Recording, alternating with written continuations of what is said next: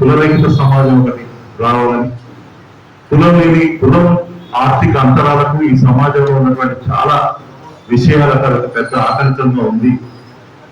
కులం ఏం చేసిందంటే కొంతమందికి క్యాస్ట్ గా మారిపోయింది. మిగిలిన దళిత బహుజన బిడ్డలకి చాలా దయనీయమైనటువంటి రేఖ వైపు నెట్టివేసింది అని చెప్పి ఆయన రచనల ద్వారా, ఆయన ఆలోచనల ద్వారా మనకు అర్థం.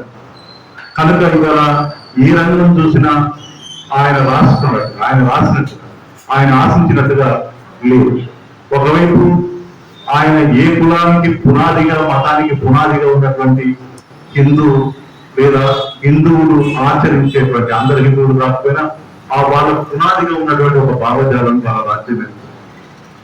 మనుషులు ఎలా పుడతారని ప్రశ్న వేసిన జ్యోతిరావు పూలే బాబాసాహెబ్ అంబేద్కర్ గురువుగా తను ఎంచుకున్నాడు కనుక, నేను వాళ్ళందరూ ఏం చెప్తున్నారు ఇంతకాలం దాని వీళ్ళుగా మనుషులు పొడల నుంచో, భుజాల నుంచో, మెదళ్ళ నుంచో పుట్టారని వాళ్ళు చెప్తున్నారు. మెదడు నుంచి పుట్టిన బ్రాహ్మణులు ఈ సమాజాన్ని శాసిస్తున్నారు. ఆ కింద భుజాలు, తొడలు, పాదాల నుంచి పెట్టిన మన దళిత బహుజనులంతా వాళ్ళ సేవ చేయడానికి మనం ఉన్నామని చెప్పి కొన్ని వేల సంవత్సరాలుగా మన మెదడులోకి చొప్పించినటువంటి భావజాలం వాళ్ళ రాజ్యం. కనుక వాళ్ళు కుల వ్యవస్థ ఉండాలని, ఈ చాతుర్వర్ణ వ్యవస్థ ఇట్లాగే ఉండాలని, మనమంతా సేవకులుగా ఉండాలని కోరుకుంటూ వాళ్ళు మనువాదాన్ని ఒక రాజ్యాంగంలో తీసుకొస్తున్న సందర్భంలో కూడా మనం రాజ్యాంగం గురించి, మనువాదం గురించి లేదు ద్వారా మన యొక్క భక్తులు కట్టుకొని మన సంస్కృతి, మన దేవుళ్ళను, మన జీవన విధానాన్ని ధ్వంసం చేసే ఒక స్థితి వాళ్ళ దేశంలో కొనసాగుతుంది.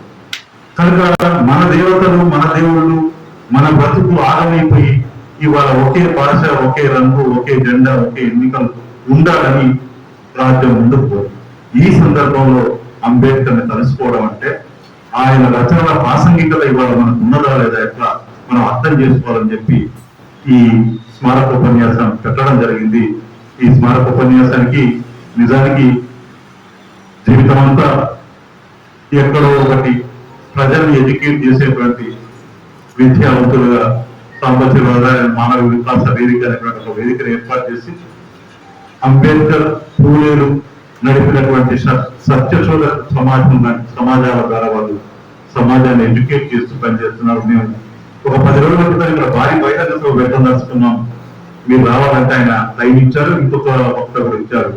కానీ అనివార్య కారణాల వల్ల ఆ సమావేశం రద్దయింది. సార్, మేము సమావేశం క్యాన్సిల్ చేస్తున్నాం అంటే ఆయనే ఉంది, అట్లా చెయ్యకూడదు, మీరు అంబేద్కర్ మీరు ద్రోహం చేయకూడదు, 10 మంది అయినా పర్వాలేదు, మీరు కూర్చోపెట్టండి, నేను వచ్చి మాట్లాడతాను. ఇవాళ అంబేద్కర్ గురించి మనం మాట్లాడుకోకపోతే ద్రోహం చేసినట్టు అని చెప్పి ఆయన ఇచ్చిన స్ఫూర్తి వల్ల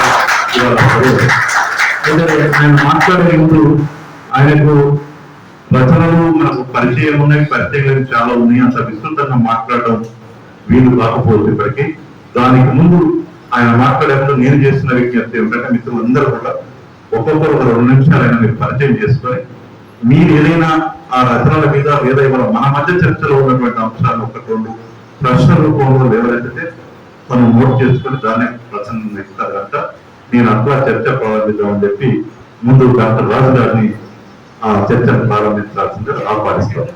అందరూ మాట్లాడారు.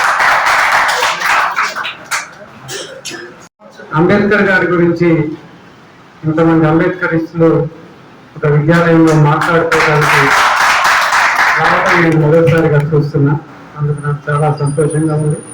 మరి 10 మందితోనైనా ఈ విషయాన్ని నేను మన పిల్లలతో చర్చించాలని మన నిర్ణయం తీసుకున్నందుకు ప్రత్యేకమైనటువంటి కృతజ్ఞతలు తెలియజేస్తున్నాను. నిన్ననే మరి ఎంఆర్పిఎస్ ఇక్కడ పుట్టిన దగ్గర నుంచి కష్టపడుతున్న మరి సోదరుడు ఉన్నాడు. అన్నిగా భావించకుండా పిల్లలు వచ్చారు. ఈ మధ్యకాలంలో నేను ఎవరికేదైనా చేయాలంటే పుస్తకాల రూపంలో చేయాలనే ఉద్దేశంతో నేను ప్రభాకరావు అని అనుకున్నాం. ఇప్పుడు కూడా ఈ పిల్లలందరికీ కూడా అంబేద్కర్ జీవిత చరిత్ర పుస్తకాలు తీసుకొస్తాను. ఆ డబ్బు రూపంలో కాకుండా పుస్తకాల రూపంలో తీసుకుంటారని ఆశిస్తున్నాను. ప్రతాప్ ముఖ్యంగా నా దగ్గరకు వచ్చారు. అన్నిగా భావించకున్నానని పుస్తకాలు ఇస్తాను. రైట్. అయితే ఇక సార్ ముందట మనము అది పిల్లిగంత వేసినట్లయితే మాట్లాడడం కూడా బాగోదు.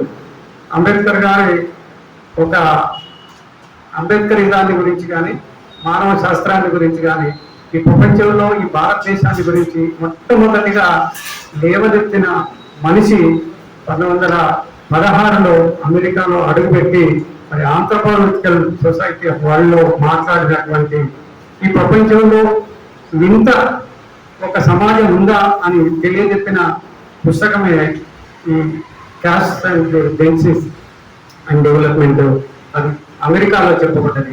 అక్కడి పోయిందే కానీ అసలు ప్రపంచ మానవ సమాజం ఎట్లుందో ఆయన తెలుసుకోలేదు. అంటే ఇక్కడ జీవితానికి అక్కడ జీవితానికి 1913లో అంబేద్కర్ గారు అమెరికాలో అడుగుపెట్టిన తర్వాత 3 సంవత్సరాలకే 16లో ఆంథ్రోపాలజికల్ సొసైటీ ఉంది. ఆ రాసిన పుస్తకమే ప్రపంచంలో ఒక వింత ఇవాళకి కూడా అది దాదాపు ఒక 10-15 దేశాలలో భారతదేశం యొక్క కుల పుట్టుక గురించి ఒక పెద్ద పరిశోధనలు కొంత 100కు పైన డాక్టరేట్లు వచ్చాయి. భారతదేశంలో ఉన్న ఈ సమాజము మనలను వేరు చేసిన సిస్టాన్ని గురించి ఇప్పుడు మనం చెప్తున్నాం. అందుకే అంబేద్కర్ గారు అంబేద్కరిజాన్ని చెప్పమనంటే కాంశీరామ్ గారు ఒక 3 ముక్కలలో చెప్తానన్నారు. 3 ముక్కలు. ఆయనకు చాలా ఇష్టమైన మనుషులు 3 ఉన్నారు. చాలా ఇష్టమైన మనుషులు 3. ఫస్ట్ మనిషి బుద్ధుడు, మొదటి గురువు. 2వ మనిషి పూలే గారి 2వ గురువు. 3వ మనిషి కబీర్ గారు. 3 వ్యక్తులు 3 విషయాలు. ఈ 3 వ్యక్తుల గురించి తెలుసుకుంటే ఇది అంబేద్కర్ అంతా అయినట్టు. బుద్ధుడు, పూలే, తర్వాత కబీర్. వాళ్ళ జీవితమే వాళ్ళ పోరాటం ఇవన్నీ కలిసి వస్తాయి. 3 విషయాలు. ఫస్ట్ది జ్ఞానము. ఎలాంటి జ్ఞానము? జ్ఞానము, శీలము, ఆచరణ. ఈ 3టిని కలుపుతో పంచశీల అష్టాదశ పురాణాల లెక్కన 18 విషయాలు ఉన్నాయి.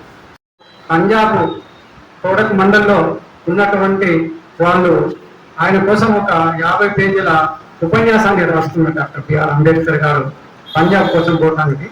దాన్ని ఇప్పుడు చెప్పిన ప్రభాకర్ చెప్పిన చాతుర్వర్ణ వ్యవస్థ గురించి ఒక పెద్ద లెటర్ రాస్తే అంబేద్కర్ గారు ఒకే మాట అన్నారు, అందులో నేను చుక్క కామా కూడా నేను దియ్యను, నాకు అధ్యక్ష ఉపన్యాసం అవసరం లేదని సాంబశివరావు గారి లెక్కన వచ్చిన ఆ మండలితో నిరాకరించేశాను. నేను నాకు రాకపోయినా పర్వాలేదు కానీ ఆ ఉపన్యాసంలో ఒక్క ముక్క కూడా తీయని అన్నాడు. అదే కులనీరు మొదటి పుస్తకం.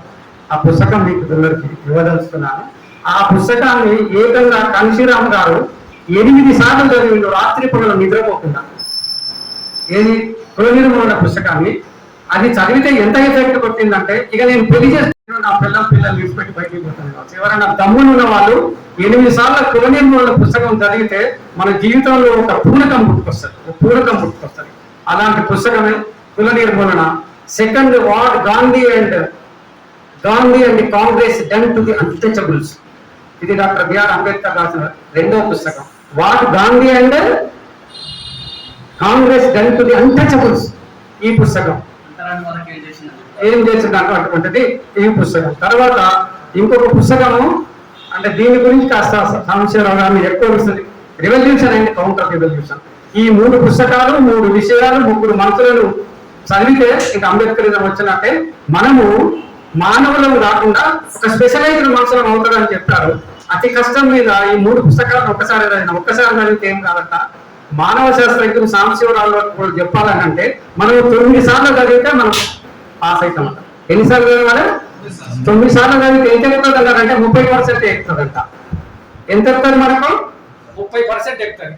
సో మనం 20 సార్లు చదివినట్టయితే మహాపురుషులం అయిపోతాం. Thank you very much sir. కొంచెం ఇన్పుట్ అయింది.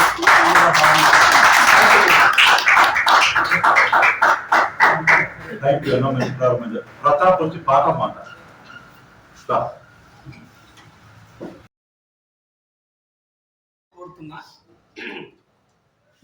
ఏమైపోయే పల్లము అంబేద్కర్ లేకుంటే, ఏ చీకటి మింగును తను వెలుగై రాకుంటే.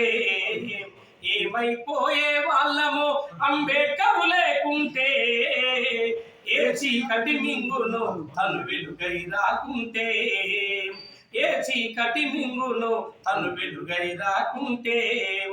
తరాల మన స్థితిగతులు మారక తల్లడిల్లు గద సకల జనం. తరాల మన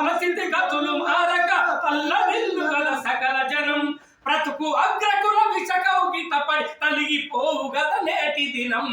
ఏమైపోయే వాళ్ళము అంబేద్కర్ లేకుంటే, ఏ చీకటి మింగును తను వెలుగై రాకుంటే, ఏ చీకటి మింగును తను వెలుగై రాకుంటే. అడుగు అడుగు తను అనుభవించిన బాధను తలచి, భావితరాల భవిష్యత్తునంతా ముందుగా చూసి, అడుగు అడుగు తను అనుభవించిన బాధను తలచి, భావితరాల భవిష్యత్తు భారత జననుదిటి రాతను అంబేద్కర్ మార్చాడు. ఏమైపోయే వాళ్ళము అంబేద్కర్ లేకుంటే, ఏ చీకటి మింగును తను వెలుగై రాకుంటే, ఏ చీకటి మింగును తను వెలుగై రాకుంటే. రాజ్యాంగం అణువులో జీవం నింపి, నేల మీద ప్రతి జీవ జాతికి మనుగడ చూపి, రాజ్యాంగం అణువులో జీవం నింపి, నేల మీద ప్రతి జీవ జాతికి మనుగడ చూపి, ప్రపంచమే తొంగి చూసేలా ప్రతిది పొందుపరిచాడు. విశ్వంలో ఉన్న జ్ఞానులకు గురువులాగా మారాడు. ఏమైపోయే వాళ్ళము అంబేద్కర్ లేకుంటే, ఏ చీకటి మింగునో తను వెలుగై రాకుంటే, ఏ చీకటి మింగునో తను వెలుగై రాకుంటే. తెలుసుకొని తెలుపగరండి ఆయన చరిత, గొంతెత్తి వినిపించుము మహా నీటుని ఘనత. తెలుసుకొని తెలుపగరండి ఆయన చరిత, గొంతెత్తి వినిపించుము మహా నీటుని ఘనత. నిన్న నేడు రేపటి తరాలు మార్చే దూత, రాజ్యాంగం రాజ్యంకిచ్చిన అందరి నేత. ఏమైపోయే వాళ్ళము అంబేద్కర్ లేకుంటే, ఏ చీకటి మింగునో తను వెలుగై రాకుంటే, ఏ చీకటి మింగునో తను వెలుగై రాకుంటే.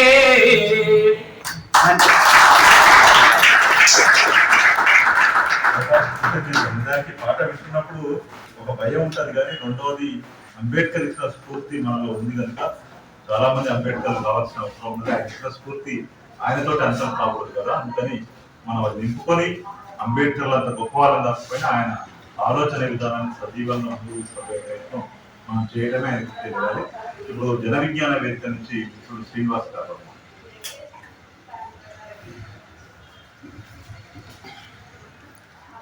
అందరికీ నమస్కారం అండి. సరే, ఇప్పుడు ప్రతాప్ పాడినటువంటి పాటలో అంబేద్కర్ లేకుంటే ఏ చీకటి మింగును అన్నాడు. మింగును కాదు, మింగుతున్నది. ఆ మింగుడు మీద ఏ విధంగా జరుగుతుంది అనేది ఒకసారి సార్ దాని మీద కూడా కొంత చేస్తే బాగుంటుంది. ఆల్రెడీ రాజు సార్ చెప్పింది కూడా అదే ఉంది. ఆ సార్ చెప్పినటువంటిది సరిపోతుంది మనకి. ఇప్పటికి ఇంకా ప్రశ్నలు అంతగా ఎక్కువ సమయాన్ని తీసుకుంటామని అనుకుంటున్నాను. Okay, thank you.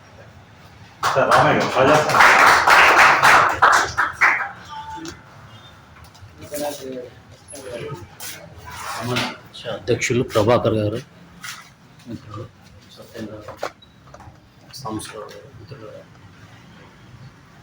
ప్రమాదం ఉన్నదాన్ని మిత్రులు మనం అందరూ అనుకుంటున్నాం. అయితే మిత్రులారా, మనం నిజానికి అంబేద్కర్ ఏ ప్రమాదాన్ని అయితే ఆయన ఊహించిండో ఆ ప్రమాదం ఇప్పుడు వర్తమానంలో ఉన్నది. అంబేద్కర్ రచనలు వర్తమానం అనే సబ్జెక్టు చాలా ఇప్పుడున్న సమకాలీనతకు సరిపోయింది.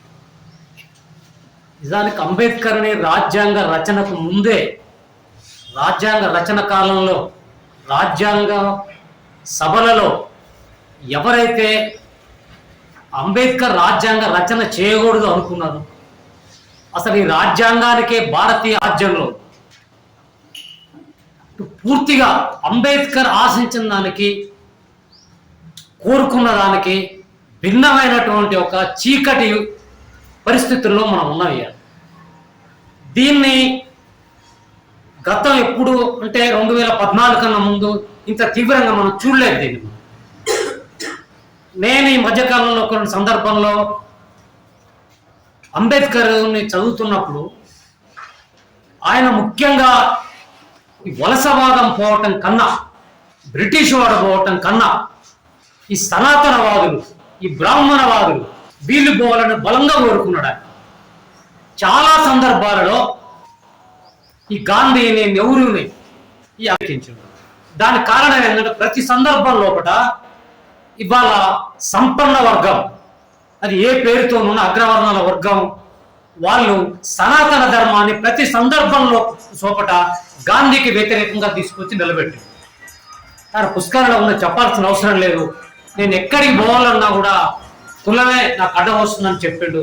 ఆయన జీవితకాలం మొత్తం కూడా స్వతంత్రోద్యమం కోసం, రాజ్యాంగ రచన కోసం ఆయన ఎంతకాలం చేసినో తెలియదు. కానీ ఆయన పుస్తకం చదువుతుంటే ఆయన సనాతన ధర్మాన్ని రద్దు చేయటానికి, మనిషిని ముఖ్యంగా మనిషిని మనిషిగా చూడలేని అనువాదాన్ని ధ్వంసం చేయటానికి ఆయన జీవితాన్ని ఎక్కువగా ఖర్చు పెట్టినా నాకు అనిపిస్తుంది. ఈ వర్తమానం లోపటి అలా మనందరి బాధ్యత ఏంటంటే, సరే అప్పుడు ఉన్న పరిస్థితులలో చాలా డైరెక్ట్గా సనాతనవాదం కావచ్చింది.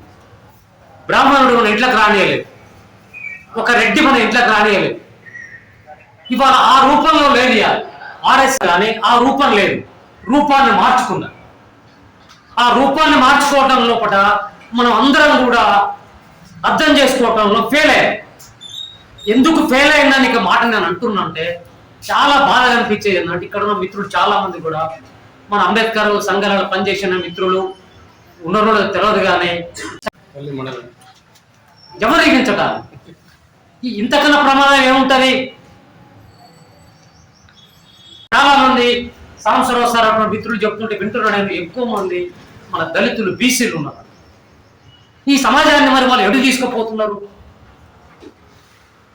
మనందరం ఒక్కటే అనుకుంటున్నాం, కానీ మనందరం ఒక్కటిగా లేము.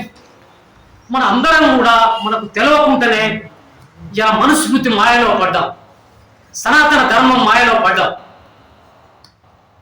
దీన్ని ధ్వంసం చేయటం ఎట్లా?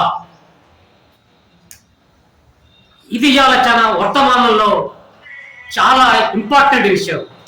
నిజానికి అలా నేను ఈ మధ్యకాలంలో ఒకటి చదువుతున్నప్పుడు, అంబేద్కర్ 1819లో భీమా కోరేగాం జరిగిన తర్వాత అక్కడ ఏం జరిగిందంటే, ఎక్కువ టైం తీసుకుంది సార్. అక్కడ బ్రిటిష్ సామ్రాజ్యవాదానికి వ్యతిరేకంగా మహరులు, బ్రిటిష్ సామ్రాజ్యవాదులకు వైపున ఉండి మహరులు అంటే దళితులు పేష్వాల మీద దాడి చేసి వాళ్ళని ఓడించింది. అప్పుడు ఒక 60 మందో 70 మందో మహరులు చచ్చిపోయింది. అక్కడ అది వంశవాదము, ఇది పేష్వాదం అంటే సనాతన ధర్మం. ఆయన ఏది కరెక్ట్ అనుకున్నాడు? సనాతన ధర్మాన్ని నాశనం చేయటమే కరెక్ట్ అనుకున్నాడు. ఆయన నాశనం కోరుకున్నాడు, కానీ అది కాలేదు. ఆ మీటింగ్ 200 సంవత్సరాల తర్వాత చేద్దామని కొంతమంది వామపక్షవాదులు, వరవరరావు లాంటి వాళ్ళు అక్కడ మీటింగ్లో మాట్లాడితే ఆయన్నే ఫస్ట్ జైలు పెట్టి. అంటే సనాతన ధర్మం అనేది నువ్వు అంబేద్కరిస్టు అయినా, నువ్వు కమ్యూనిస్టు అయినా, లేకపోతే నువ్వు విప్లవ కమ్యూనిస్టు అయినా కూడా ఎవరిని కూడా ఈ గడ్డ మీద బతికేయడానికి మాట్లాడకుండా కూడా వాడు తీసుకుపోయి లోపడేస్తాడు. ఫాదర్ స్టన్ అక్కడ నివసిస్తుంటే అక్కడ మీరు లేదా ఆధార్ ఫ్యాక్టరీ పెట్టుకుంటాడని ప్రభుత్వం చెప్తే మీరు అక్కడ పెట్టుకోవటానికి వీల్లేదన్న. ఇదే ఆయన చేసిన పాపం. ఆయన ఎక్కువ ఎవరిని కూడా ఏమనలేదు. ఆయన ముసలాన్ని తీసుకుపోయి జైలు వేస్తే మంచిని తాగడానికి చెంచా అయ్యలేదు. మంచిని తాగరాటం లేదు నాకు, గ్లాస్తోనే ఒక చెంచా అయ్యండి అని కోర్టుకు పోతే ఈ కోర్టు చెంచా అయ్యాడు. ఎవరిని వదిలిపెడుతున్నాయి అలా మనం అర్థం చేసుకోవాలి. ఇవాళ అన్నిటికన్నా ప్రమాదం అయింది ఏంటంటే సనాతన ధర్మం. ఈ సనాతన మనం తెలుసో తెలవకో ఎక్కడైనా పొరపాటున కూడా ఆలోచిస్తే అది మనల్ని మనం నిజంగా చెప్పాలంటే మనమే విధ్వంసం చేసుకున్నట్టు లెక్క. ఇక మరి చాలా మంది నేను కొంత బాధ ఉంటుందో లేదో నాకు తెలియదు, కానీ అంబేద్కర్ చాలా స్పష్టంగా చెప్పిండు. నాకు ప్రతి మీటింగ్లో చాలా బాధ అవుతుంది. ఎక్కడ మీటింగ్ పోయినా కూడా కొబ్బరికాయలు కొట్టి అంబేద్కర్ స్మరించుకుంటారు, సపోర్ట్ చేస్తున్నాం. మనవాదం లోపలికి పోయినాం. అంబేద్కర్ ఇంకొక మాట కూడా అన్నాడు, మనకు రాజకీయమైనటువంటి ఒక సమానత్వం వచ్చింది కానీ ఆర్థిక సమానత్వం రాలేదు. ఈ రాజ్యాంగంలో అవుతుందో కాదో నాకు నమ్మకం లేదన్న. నిజానికి ఆయన ఏదైతే చెప్పిండో అది కాలేదు, అయిందా? ఆయనే చెప్పిండు ఆర్థిక సమానత్వం ఒకవేళ కాకుంటే మనం ఏం చేయాలంటే ఈ రాజ్యాంగాన్ని అయినా కూడా బద్దలు కొట్టాలి.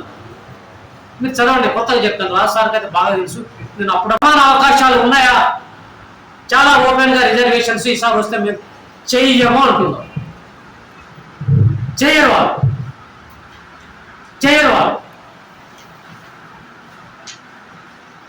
మనిషిగా బతకనియరు.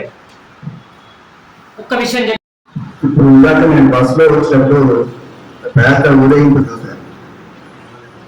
మనదే అంటే అంబేద్కర్ ఉత్సవాన్ని నిజంగా పండుగలాగా జరుపుకుంటున్నారు. కానీ రేపటి నుంచి మళ్ళీ చూస్తే మనం అంబేద్కర్ విగ్రహం అక్కడనే ఏం చూపించుకుంటుంటది. మళ్ళీ 14వ తారీఖు వచ్చిన తర్వాత ప్రతి సంవత్సరం 14వ తారీఖున గుర్తు చేసుకుంటున్నాం, మర్చిపోదు. కానీ అది కాదు అంబేద్కర్ ఆశించింది. తన భావజాలాన్ని తను ఏదైతే చెప్పిందో ఆ 4 కాదండి, జస్టిస్, లిబర్టీ, ఈక్వాలిటీ, ఫ్రెటర్నిటీ, ఆ 4 ఇంకా సమాజంలో మొత్తం విస్తరించినట్టయితే ఈనాడు ఈ సమాజం మన సమాజం ఇట్లా ఉండేది కాదు. దీనికంటే ముందు నుంచి కాంగ్రెస్ కూడా ఉంది. 30-40 సంవత్సరాల కాంగ్రెస్ కూడా పరిపాలించింది. నిజానికి కాంగ్రెస్ అంబేద్కర్ కి ఇద్దరు కూడా ఘర్షణ ఎప్పుడు కూడా జరుగుతున్నది. ఆయన ఓడించి ఒక దగ్గర అంబేద్కర్ పోటీ చేస్తే, అంటే ఆ భావజాలాన్ని తీసుకుపోవడానికి మొదటి నుంచి కూడా భారతదేశంలో కాంగ్రెస్ అయినా కాంగ్రెస్ పార్టీలో ఉంది. ఇప్పుడు ఉన్నటువంటి వెనక ఉన్నటువంటి వాళ్ళ భావజాలం మొత్తం కూడా ఎప్పటికప్పుడు విస్తరింపజేయాలని చూసుకుంటూ చిన్నగా తన పట్టును ఆక్టోపస్ లాగా తన పట్టును బిగుస్తున్నట్టుగానే అంబేద్కర్ ఆలోచన పట్టు కాదు, అసలు ఆలోచించే వాళ్ళందరూ కూడా ఏ ఆలోచన ఉన్నా కూడా వాళ్ళని అభ్యుదయ ఆలోచన ఉంటే వాళ్ళందరూ కూడా ఇందా చెప్పినట్టుగా బయట సమాజంలో ఉండరు, జైల్లోనే ఉంటారు. కాబట్టి నిజమైన అంబేద్కరిస్టుగా మనం అంబేద్కర్ పెద్ద విగ్రహాలు పెట్టి ఒక ఆయన పెట్టింది, చాలా పెద్ద విగ్రహం పెట్టింది. కానీ ఆయనే అన్నాడు అసలు ఈ రాజ్యాంగాన్ని మార్చాలి అనేటువంటి. సరే ఆయన ఎక్కడ ఉండో మనకు తెలుసు, కానీ సరే ప్రస్తుతం ఆయన అంటే విగ్రహాలు పెట్టుకొని విగ్రహాన్ని పూజించి ఆనాడు ఆ రోజు వరకు అంబేద్కర్ని స్మరించుకొని దండవేసి కాదు, మొత్తం అంబేద్కర్ భావజాలాన్ని ఇటువంటి ఒక 20 మంది 30 మంది నిజమైనటువంటి అంబేద్కర్ ఏం చెప్పిండు, మన సమాజం ఎట్టుపోతుంది, మన పాఠశాలలో కళాశాలలో ఏం బోధించాలనేటువంటిది అది తీసుకుపోకున్నట్లయితే మనువాదం చెప్పినట్టు ఇందా ప్రభాకర్ చెప్పినట్టుగా మొత్తం కూడా సమాజాన్ని విస్తరించి అందరినీ కూడా నిలవనిడ లేకుండా చేస్తున్నది కూడా ముఖ్యమైన అంశం. తర్వాత ఇంకోటి కూడా ఏంటంటే అంబేద్కర్ని గొప్పగా చెప్తూ నేనే అంబేద్కర్ వాదునని ఆ సమాజాన్ని మొత్తం కూడా తన వైపు మలుపుతో తీసుకుపోయి ఏరికెక్కి ప్రగతిలోకి పోతున్న ఆయన ప్రముఖ మేధావి కూడా ఈ రోజు పైన దొరల దగ్గర చేరిందంటే ఇక్కడ కూడా మనం ఎంజాయ్ చేసుకోవాలి. సో నిజమైన అంబేద్కర్ ఇష్టేవాడు, అంబేద్కర్ ఆలోచన నిజంగా చాలా ఉంది సార్. పేరు అందరికీ తెలుసు. అంటే ఒక నమ్మి ఒక మన జాతికి ఒక నాయకుడు వచ్చాడు, నిజంగా మనం పరిపాలనకు వస్తామనేటువంటి దశలో మరి ఎందుకు ఆ విధంగా నీరు కారిపోయి దొంగల పంచం చేయడం నాకు అర్థం కాదు. కానీ అది కూడా అంటే కుహన అంబేద్కరిస్టుని కూడా మనం డెఫినెట్ గా ఆలోచించాలి. నిజమైనటువంటి చదువుకున్న వాళ్ళుగా ప్రతి దగ్గర కూడా ఒక 10-15 మంది గ్రూప్స్ గా ఏర్పడి అంబేద్కర్ ఆలోచన విధానాన్ని ముందు తీసుకోవాలని చెప్తూ నాకు ఈ అవకాశం చెప్తూ ధన్యవాదాలు. ప్రశ్న రూపంలో ఉంటే బాగుంటుంది. గణేష్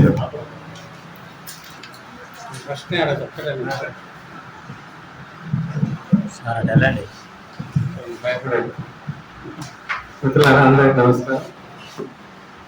సార్ నేను స్పష్టంగా ఒక ప్రశ్న ఇప్పుడు నేను పెట్టినా పెట్టకపోయినా అడుగుతా ఉంది. సార్ ఉపన్యాసం చివరిలో అడుగుతాను. సార్ ఒక మాట ఏమంటే అంబేద్కర్ గారు ఒక మాట ఏమంటే హిందువుగా చనిపోయాను, చాలా గొప్ప విషయం. హిందువుగా చనిపోను అనుకున్న అంబేద్కర్ గారు మార్క్సిజాన్ని ఎంతవరకు స్టడీ చేశారో నాకు తెలియదు, కానీ మార్క్సిస్టులను కూడా నమ్మద్దు, మార్క్సిజాన్ని కూడా మనం నమ్ముకోవద్దు, మార్క్సిస్టులు మన వాళ్ళు కాదు అది ఒక స్పష్టమైన తన ఉపన్యాసంలో చెప్పినట్టు నాకు తెలుసు. అటు హిందూయిజం ఇటు మార్క్సిజం రెండు వైరుధ్యమైన అంశాలు. ఈ రెండు కూడా ఈ రెండింటిని ఒకేసారి ఎందుకు వ్యతిరేకించాల్సి వచ్చింది, ఈ వ్యతిరేకించడం వల్ల ఆయన ఉద్దేశం ఏమై ఉంటుంది అనే దాన్ని కొంచెం చెప్తారని ఆశిస్తున్నాను.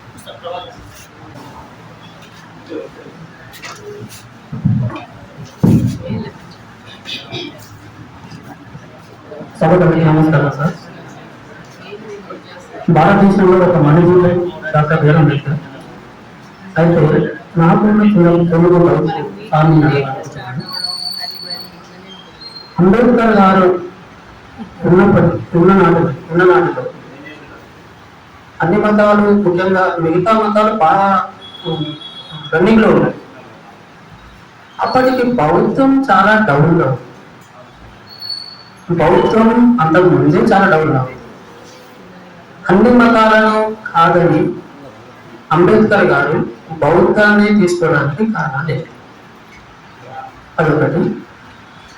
ఎందుకంటే బౌద్ధాన్ని అభిమానించిన తర్వాత అంబేద్కర్ అభిమానిస్తున్నాను. రెండోది, రాజ్యాంగ రచయిత బిఆర్ అంబేద్కర్ అని మనకు చిన్నప్పటి నుంచి తెలుసు. కానీ నేను కొన్ని చోట్ల రాజ్యాంగ సలహాదారు బిఎన్ రావు, అతను రాజ్యాంగాన్ని చాలా వరకు రాసి దాన్ని అంబేద్కర్ ఆమోదించారు అనేది అక్కడక్కడ నేను వినడం జరిగింది. కొద్దిగా నాకు అది వినసొంపుగా అనిపించలేదు. సో దాని మీద కూడా ఒక క్లారిటీ కావాలని నేను సారపడుతున్నాను. ఇంకొకటి, భారతదేశ ఆర్థిక నమూనాపై అంబేద్కర్ గారి అభిప్రాయం ఎట్లా ఉంది, ఆయన రచనల్లో అది ఎట్లా ప్రస్ఫుటమైందో కొద్దిగా నాకు తెలుసుకోవడానికి చెప్పాను.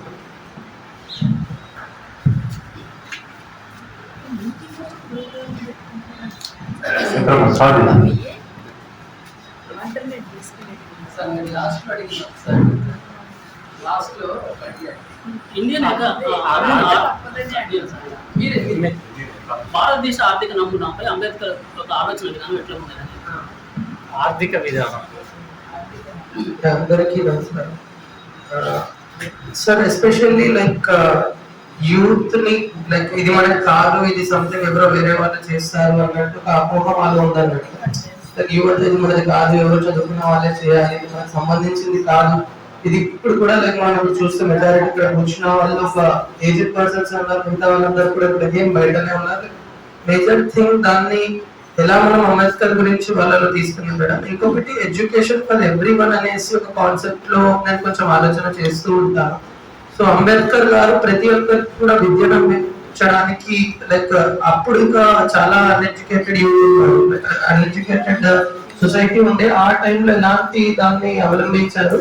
సో దట్ ఇవాళ మనము అంబేద్కర్ గారి యొక్క దాన్ని తీసుకొని వెళ్ళాలన్నా లేదా ప్రతి ఒక్కరికి కూడా ప్రాపర్ క్వాలిటీ ఎడ్యుకేషన్ తీసుకొని వెళ్ళాలన్నా కూడా ఏ టైప్ ఆఫ్ మెథడాలజీ మనం అవలంబిస్తే దాన్ని తీసుకొని వెళ్ళగలుగుతాం దాని మీద కొంచెం థ్యాంక్ యూ.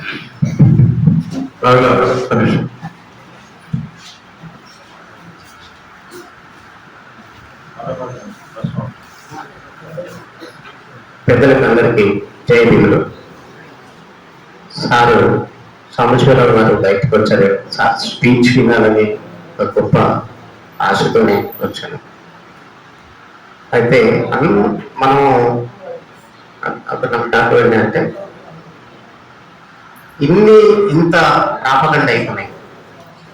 వాళ్ళు ఎవరెవరు ఏ రకంగా ఏదైనా ప్రాపగండ చేసుకుంటే జనంలోకి వెళ్ళిపోతుంది. అంబేద్కరిజం చదవాలంటున్నాం, కానీ ఎంతమంది చదువుతున్నారు? చదవని వాళ్ళ కోసం ఈ సమాచారం వాళ్ళ దగ్గరికి ఎలా పోవాలి? మనం చదువుకున్న వాళ్ళం ఎక్కడున్నామో అక్కడనే ఉంటున్నాం. ఈ 10 మందిని కూర్చుంటున్నాం ప్రతిసారి వర్ధంతికి, జయంతి. మన సంకల్పం ఏది? ఈ సమాచారాన్ని ఊరుగా పల్లె పల్లెగా చేరవేస్తానికి మనం ఎందుకు టీములుగా తయారు కావట్లేదు? ఎవరు ఎడ్యుకేట్ చేయాలి? ఎడ్యుకేట్ చేయమన్నాడు. ఎక్కడ ఎడ్యుకేట్ చేస్తున్నాం? ఒక్కసారి అందరూ కూడా తమకు తాము ప్రశ్నించుకొని ప్రతి నెలలో ఒకరోజు ఒక విలేజ్కి వెళ్ళడానికి సమయం కేటాయిస్తారని నేను ఆశిస్తూ ధన్యవాదాలు. మంచి కార్యాచరణ, ధన్యవాదాలు. సత్యనారాయణ.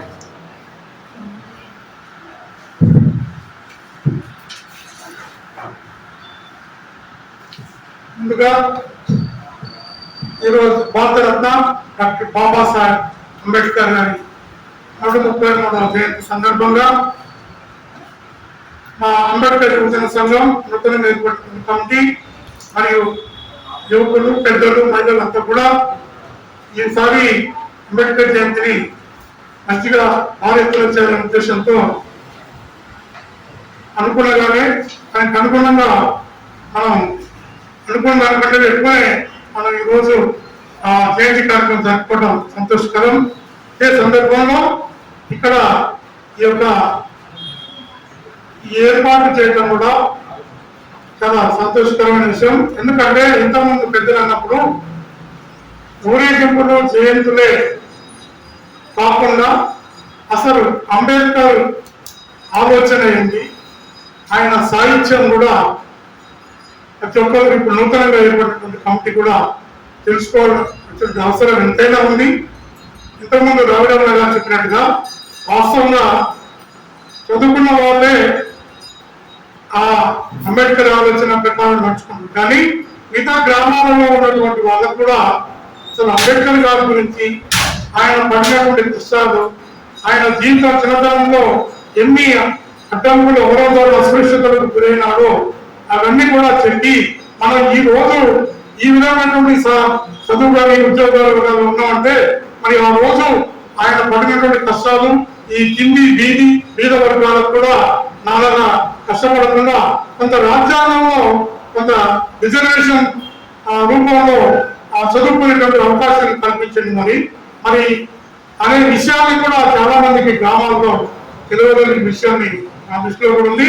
అయితే ఇంకో పెద్దవారు అన్నట్టుగా ఖచ్చితంగా ఈ రోజు కాకపోయినా ఈ షార్ట్ ఫిల్మ్, అంబేద్కర్ ఆలోచన, సాహిత్యము, ఇప్పుడు ప్రజలు జరుగుతున్నటువంటి రాజ్యాంగం యొక్క దాన్ని రద్దు చేయాలని, మార్చాలనేటువంటి ఆలోచనల మీద మరి సెమినార్లు కండక్ట్ చేస్తాను కూడా మేము ఖచ్చితంగా ముందుకు వస్తాము.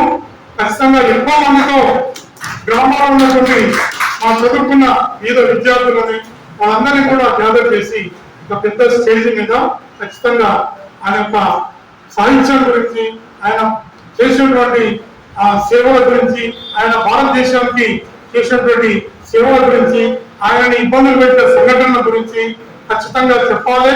వాళ్ళని చైతన్యం చేయాల్సిన అవసరం చదువుకున్న ఒక ప్రతి వారి మీద కూడా ఉందని చెప్పి సందర్భంగా నేను మీ అందరినీ కోరుతూ ఖచ్చితంగా మనం ఈ గ్రామాల్లో ఉన్నటువంటి యువతని, ముఖ్యంగా చదువుకున్న పిల్లల్ని అందరినీ కూడా చైతన్యం అవడానికి మరి వారి ఆలోచన విధానం మీద సాహిత్యాన్ని వివిధ రూపాల్లో వారికి తెలియపరిచి మన వంతుగా వారిని కూడా మనం సమాజం పట్ల మనకున్నటువంటి బాధ్యత ఏంటి, మనం ఎలా మలుచుకోవాలి, రాజ్యాంగాన్ని ఎలా రక్షించుకోవాలి, మన బాధ్యత ఏంటి, మనకు ఎట్లా మనం చదువుకోగలిగినాం, ఈ రోజు ఈ తెలంగాణ పట్టణి వేదిక మీద మనం మాట్లాడగలుగుతున్నాం అంటే వారు ఇచ్చినటువంటి దీక్ష అనేటువంటి విషయాన్ని కూడా మర్చిపోవచ్చు. వాస్తవికంగా నేను అంబేద్కర్ చరిత్ర టీవీలలో వచ్చినప్పుడు కూడా నేనే కాదు ఆ పిల్లలకు చాలా మంది కూడా చూడమని ఎన్నో సందర్భాలు చెప్పాను. ఆయన ఎంత విమర్శకు గురైందో నేనంతా కూడా మీ అందరికీ కూర్చున్నాను. దాదాపుగా మా పిల్లలు తప్ప ఎక్కువ మంది సార్ తెలుసు. కానీ ఆయన అంత కష్టపడి ఆయన పిల్లలు చనిపోయినా కూడా నాకు ఈ దేశము, ఈ రాజ్యాంగం ముఖ్యము అని అన్నింటినీ కూడా పక్కకు పెట్టి మన కోసం అంత త్యాగం చేసినటువంటి మహానుభావుని మనం ఘనమైన నివాళి ఎప్పుడు ఇవ్వాలి మనం అంటే ఆయన ఆలోచన విధానాన్ని మనం ప్రజల్లోకి, హిందూ వర్గాల్లోకి తీసుకుపోయినప్పుడే ఆయన ఘనమైన నివాళి. అంతిమ లక్ష్యం రాజ్యాంగాల వైపు సాగాలని చెప్పేసి కూడా మీ అందరినీ ఈ సందర్భంగా ముఖ్యంగా మన యూత్ అందరు కూడా మనం గతంలో అనుకున్నాము. ఈ రోజు ప్రత్యేకంగా ఈ రోజు ఇక్కడ మన వాళ్ళందరికీ నేను స్పందించింది కాదు, అయినా కూడా నేను అనుకున్నానని మీరు అనుకుని చెప్పారు కాబట్టి ఖచ్చితంగా సెమినార్స్ పెట్టి ఎంతమంది అయినా సమకూర్చి వాళ్ళకి చైతన్యం చేయడం కోసం మా వంతుగా కృషి చేస్తామని చెప్పి ఈ సందర్భంగా మీ అందరికీ తెలియజేస్తూ ముఖ్యంగా ఇద్దరు గౌరవనీయులు అని సాంబశివరావు గారు వారు ఉపన్యాసం కూడా వినాలని దృక్పథంతోనే మా మిత్రుడు, నా క్లాస్మేట్ ప్రభాకరణ ఏర్పాటు చేసిన సభకి చేసిన ప్రతి ఒక్కరికి కూడా మరోసారి జైలు తెలియజేస్తూ వందించాలి. మీరు ఏర్పాటు చేయలేదు, మీరు ఏర్పాటు చేయకుండా చేసిన మనందరం కలిసి ఏర్పాటు చేసుకున్న సభ. ధన్యవాదాలు. నాకు సంతృప్తి పెంచింది. మనం 40 మంది కూర్చున్నా సత్యనారాయణ ఒక మాట అన్నారు, దీన్ని మనం ఆచరణ రూపంలోకి తీసుకెళ్దామనేటువంటి ఒక మాట నిజానికి ఇవాళ అంబేద్కర్ కి మనం ఘనమైన నివారించినట్టుగా నేను ఫీల్ అవుతూ ఆ ప్రయత్నం చేద్దాం అందరం కలిసి. ఇప్పుడు సమయం చాలా అవుతుంది కనుక ముందు నేను సాంబశివరావు గారిని మాట్లాడమని చెప్తున్నాను. సాంబశివరావు గారు మాట్లాడడం కంటే ఆయన చాలా అద్భుతమైనటువంటి ఆయన అధ్యయనశీలి, విస్తృతంగా పురాణాలకు సంబంధించినటువంటి సాహిత్యాన్ని చదివారు. అంబేద్కర్ రాసిన రివీల్స్ ఆఫ్ కృష్ణ మీద చాలా విపులమైనటువంటి ఈ స్వేచ్ఛాలోచన అనే ఒక పత్రికను నడుపుతున్నారు. దీని మీద చాలా పెద్దమైన విస్తృతమైన దాడి జరుగుతున్నా బెదరకుండా అదనకుండా మనువాదాన్ని అంబేద్కర్ పాటలో ఎట్లా దాన్ని ఒక శాస్త్రీయ దృక్పథంతో విశ్లేషించాలో చేసేటువంటి ప్రయత్నం వాళ్ళు నిరంతరాయంగా చేస్తున్నారు. నిజంగా నాకు తెలిసి ఆయన 65+ లో ఉన్నారు. ఈ మీటింగ్ పెట్టడానికి మేమేం భయపడ్డాం. ఆయన హైదరాబాద్ నుంచి నేను వస్తాను, అవసరమైతే ఎన్నో నాకేం భయం లేదు అని చెప్పి వచ్చారు. వారిని ఉపన్యాసం ఇవ్వాల్సి కోరుతూ ఆ ఉపన్యాసం కూడా ఆయన అన్నారు ఎక్కువ మనం ఇంటరాక్ట్ జరిగేటట్టుగా ఉంటే బాగుంటుందని. ఇప్పటికే కొన్ని ప్రశ్నలు వస్తాయి కనుక ప్రశ్నలు రేకెత్తించే విషయంలో కూడా ఇంకా వీలైతే ఎంత ఓపిక ఉంటే అంత మనం చర్చ చేద్దాం. ఇప్పుడు ఆ ప్రసంగాన్ని ప్రారంభించాల్సిందిగా ఈ వేదిక నుంచి నేను సాంబశివరావు గారికి ఆహ్వానిస్తున్నాను.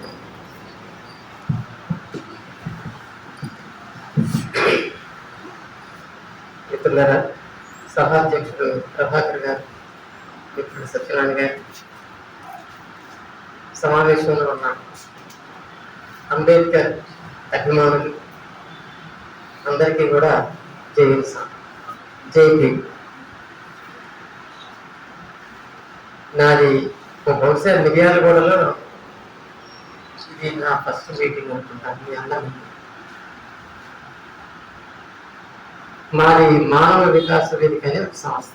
ముందు నన్ను పరిచయం చేసుకుందామని 2 మాటలు చెప్తున్నాను. మానవ వికాస వేదిక అనేది మా సంస్థ 2004 నుంచి పనిచేస్తుంది తెలంగాణలో. మా సంస్థ ఇక్కడ దుర్గా ప్రసాద్ గారు మా సంస్థలో మెంబర్ ఇక్కడ ఉన్నారు. మానవవాదాన్ని జనంలోకి తీసుకువెళ్ళాలి అనే లక్ష్యంతో అది ఏర్పాటు. మానవవాదం అంటే హ్యూమనిజం, తెలుగులో ఇంగ్లీష్లో చెప్పాలి. మానవతావాదం కాదు, మానవవాదం. దాన్ని తీసుకువెళ్ళడానికి ఏర్పాటు చేసుకున్నాను నేను. హేతువాదం, నాస్తికవాదం, అంబేద్కర్ వాదం, వీటన్నిటిలో ఉన్నటువంటి సారాంశం దీనిలో ఉంటుంది. ఇంటర్నేషనల్ గా హ్యూమనిస్ట్స్ ఇంటర్నేషనల్ అనేటువంటి ఒక పెద్ద ఆర్గనైజేషన్ లో మేము మెంబర్స్. నేషనల్ లెవెల్లో కూడా federation of Indian rationalist associations అనేటువంటి ఒక పెద్ద అంబరిల్లా ఆర్గనైజేషన్, ఒక 80 సంస్థలు ఉంటాయి దాంట్లో. దానిలో కూడా మా సంస్థ మెంబరు. దానికి నేను నేషనల్ సెక్రటరీగా కూడా ఉంటున్నాను. ఇకపోతే మానవ వికాస వేదిక మొదటి నుంచి కూడా అంబేద్కర్ ఏదైతే ఆశించారో భారత సమాజం ఏ విధంగా ఉండాలని ఆయన కోరుకున్నాడో ఆ కోరుకున్న అంశాలను సాకారం చేయడం కోసం ఈ సంస్థ మొదటి నుంచి కృషి చేస్తుంది. 2004 నుంచి త్వరలో ఈ 20 సంవత్సరాలు అయింది ఇప్పటికీ. త్వరలో విదేశాంతి వేడుకలు కూడా మేము హైదరాబాద్లో చేయబోతున్నాం. దీనికి సంబంధించి ఇక్కడ అంబేద్కర్ జయంతి కార్యక్రమం చాలా పెద్ద ఎత్తున జరిపినందుకు నేను చాలా సంతోషిస్తున్నాను. మిత్రులందరికీ కూడా అభినందనలు. ఈవేళ బహుశా ప్రపంచంలో ఉన్న సుమారు ఒక 140 నుంచి 150 దేశాలు అంబేద్కర్ జయంతిని జరుగుతుంది. నాకు తెలిసి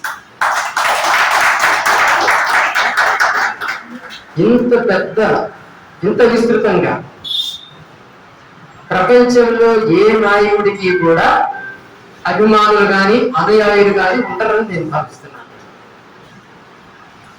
ప్రపంచంలో ఏ నాయకుడికి కూడా ఆయన పుట్టినరోజు నాడు ఇంత ఘనంగా ఆయన స్మరించుకోవటం అనేటువంటిది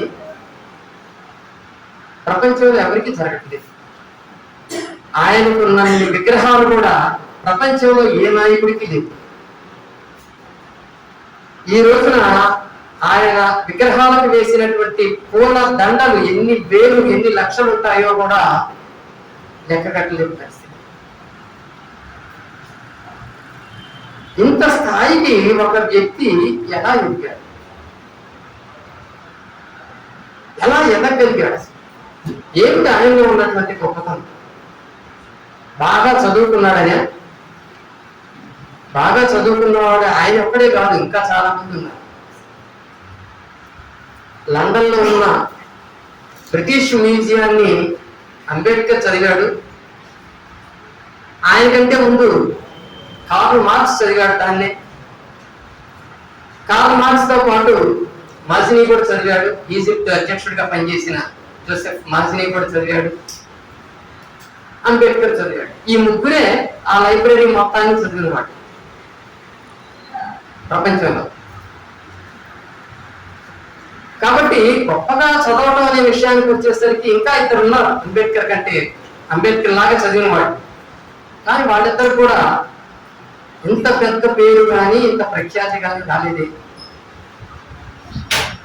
అఫ్కోర్స్ మార్క్స్ వచ్చి ఉండొచ్చు, కానీ ఇన్ని దేశాలలో ఇంత గొప్పగా ఆయన కూడా ఇవి జరుగుతున్నాయి, సభలు సన్మానాలు సత్కారాలు లేదా సంస్మరణలు జరుగుతున్నాయని నేను అనుకోవట్లేదు.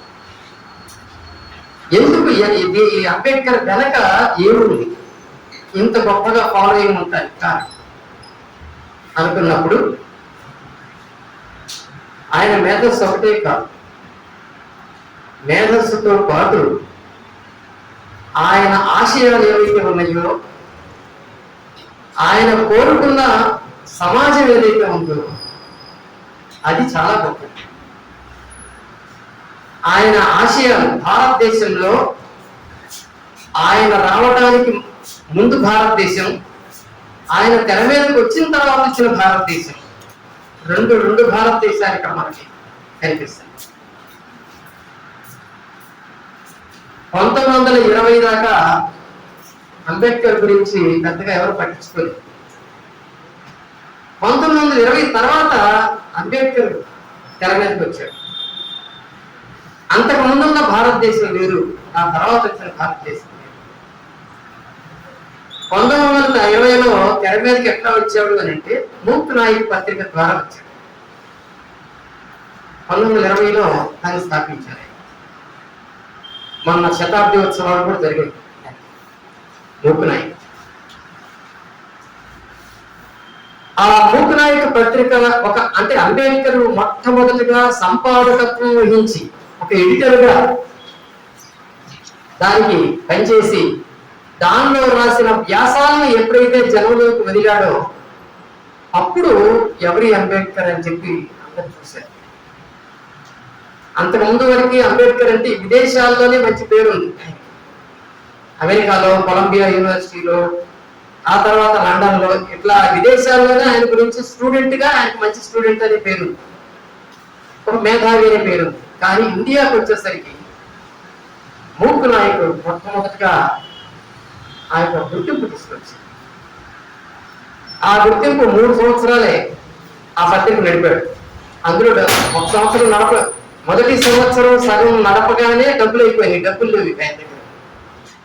అప్పుడు సాహు మహారాజ్ ఆయన డొనేషన్ పంపించి డబ్బులు పంపించి పత్రిక ఆడటానికి వీలు లేదు, ముందుకు తీసుకెళ్ళమని చెప్పాడు.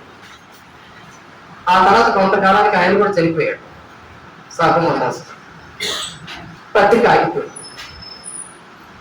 మళ్ళీ లండన్ వెళ్ళిపోయాడు. లండన్ స్కూల్ ఆఫ్ ఎకనామిక్స్ లో బిఎస్సి చేయడానికి. అక్కడి నుంచి మళ్ళీ 24లో 1923లో తిరిగి వచ్చి ఇక 24 నుంచి మళ్ళీ ఒక ఉద్యమకారుడిగా ఎదిగాడు అంబేద్కర్. సరిగ్గా 100 సంవత్సరాలు అప్పటికి 1924 అంబేద్కర్ ని ఒక ఉద్యమకారుడిగా మార్చిన సంవత్సరం 1924. ఇప్పటికి 100 సంవత్సరాలు. ఆ 1924లోనే బహిష్కృత హితకారిణి సభ పెట్టాడు. అంటే సంఘంలో ఎవరైతే బాధాచ్యుతులు బహిష్కృతులు ఉన్నారో వాళ్ళందరినీ ఉద్ధరించడానికి ఒక సంస్థ అవసరం అనే ఉద్దేశంతో ఆయన పెట్టాడు. నాలాగా చదువుకోవాలనుకున్నా చదువుకోలేని వాడు, అందరిలో గౌరవంగా బతకదు లేకపోతున్నటువంటి వాడు, ఇలాంటి వాళ్ళని కొంతమందినైనా మనం పైకి తీసుకురావాలి అనే ఉద్దేశంతో పెట్టాడు. 1924 ఆ పెట్టిన తర్వాత దానికోసం విరాళాలు సేకరించడం కానీ, దానికోసం సంస్థకు ఆఫీస్ ఏర్పాటు చేసి దాన్ని నడిపించడం కానీ ఇవన్నీ చేశాడు. ఇక అక్కడి నుంచి అంబేద్కర్ జనం మనిషిగా మారాడు. అనేక సభలకు వెళ్ళాడు. మహారాష్ట్రలో అనేక సభల్లో పాల్గొన్నాడు. వందలాది మంది సభలకు వచ్చారు మొదట్లో, తర్వాత వేల సంఖ్యలోకి వెళ్ళిపోయింది. అదిగో 100 ఏళ్ల క్రితం అంబేద్కర్ ఒక ఉద్యమకారుడిగా రంగం నిర్వహించాడు. ఇక అక్కడి నుంచి వెనక్కి తిరగలేదే. ఆ ఉద్యమకారుడుగా ముందుకు పోతూనే ఉన్నాడు.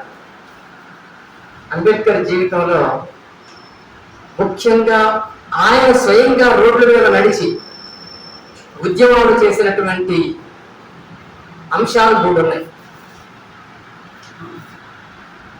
ఒకటి మహచ్చరు పోరాటం, రెండోది మనుస్మృతి దహనం, మూడోది కాలారాం దేవాలయ ప్రవేశం. 1920 మార్చి 19, 20, 21 తేదీల్లో ఈ మహచ్చరువు దగ్గరికి వెళ్ళి స్వయంగా నీళ్లు చేతితో పట్టుకొని తాగేసి కొన్ని వేల మందితో తాగించాడు.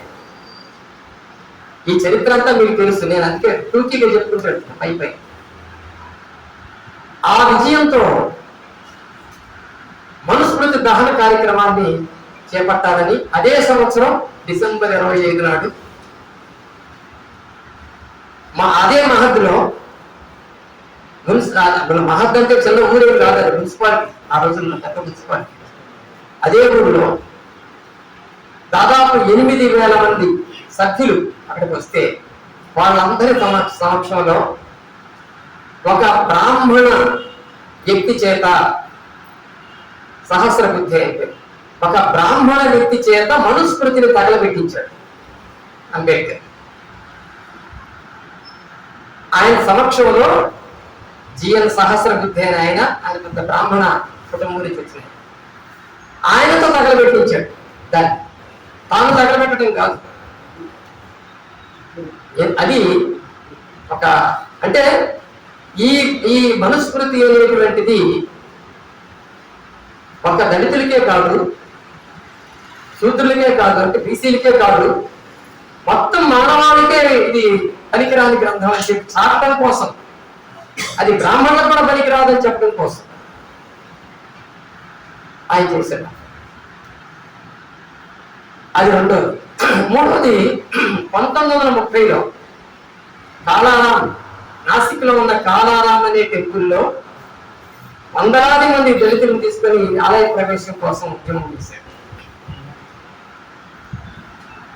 దీనికి ప్రేరణ తమిళనాడులో ఉన్నటువంటి పెరియార్, కేరళలో చేసిన వైకోమ సత్యాగ్రహం. వైకోమ అనేటువంటి ఒక ఊరిలో అక్కడ ఉన్నటువంటి టెంపుల్, హిందువుల గుడిలో దళితుడికి ప్రవేశం లేదు కాబట్టి ఆ వీధిలోనే అసలు దళితులు నడవడానికి వీలు లేదు అనేటువంటి ఒక ఆంక్షలు అక్కడ ఉన్నటువంటి అగ్ర కులాలు, నంబూదిరి కులాల వాళ్ళు పెడితే దాని మీద ఉద్యమం లేచింది. అప్పటికే కాంగ్రెస్ పిసిసి అధ్యక్షుడిగా, ప్రదేశ్ కాంగ్రెస్ కమిటీ ఉమ్మడి మద్రాసు రాష్ట్రం, దానికి ఆయన ప్రెసిడెంట్ గా ఉన్నాడు పెరియార్. ఆయన స్వయంగా వెళ్ళి ఆ ఉద్యమాన్ని ముందుకు నడిపి ఆలయాలకి, దళితులకు ఆలయ ప్రవేశం చేయించాడు. అందుకే ఆయన వైకోమ్ హీరో అని పిలుస్తారు ఇప్పటికి పెరియార్. అది అంబేద్కర్ లో ఒక ప్రేరణ కలిగించింది. అందుకే కాలారామ టెంపుల్లో ఆయన కూడా దాన్ని చేస్తున్నారు. అంబేద్కర్, పెరియార్ ఇద్దరు మంచి ఫ్రెండ్స్. తమిళనాడు వెళ్ళినప్పుడు ఇద్దరు మాట్లాడుకున్నారు క్యాపిటల్. సో ఇవన్నీ చరిత్రలో ఉన్నాయి. కనుక అంత గొప్ప ఉద్యమాలను నిర్వహించి భారతదేశంలో ప్రజలకి ఏది అవసరం కాదు, ఏది పోతే ఈ సమాజం నుంచి ఏది పోతే అందరూ కూడా ఏకమవుతారు, అందరూ ప్రశాంతంగా హాయిగా బ్రతుకుతారు అనేటువంటి ఒక విజన్ ఉన్నటువంటి గొప్ప వ్యక్తి. కనుక ఆయన జనం స్వీకరించారు. ఆయన లక్ష్యాలు 2. ఒకటి, నిమ్మన జాతులని ఉద్ధరించడం. అంటే ఎవరైతే అన్నిటికీ దూరంగా ఉండిపోయారో, చదువుకి, సంపదకి, అధికారానికి ఎవరైతే దూరంగా ఉండిపోయారో వాళ్ళందరినీ కూడా అందరితో సమానం చేయటం. ఇది మొదటి పాయింట్. రెండోది, భారతీయ సమాజాన్ని ప్రజాస్వామీకరించడం, దీన్ని ఒక ప్రజాస్వామ్య సమాజంగా మార్చడం. ఈ 2 లక్ష్యాల కోసమే ఆయన జీవితం మొత్తం త్యాగం చేశారు.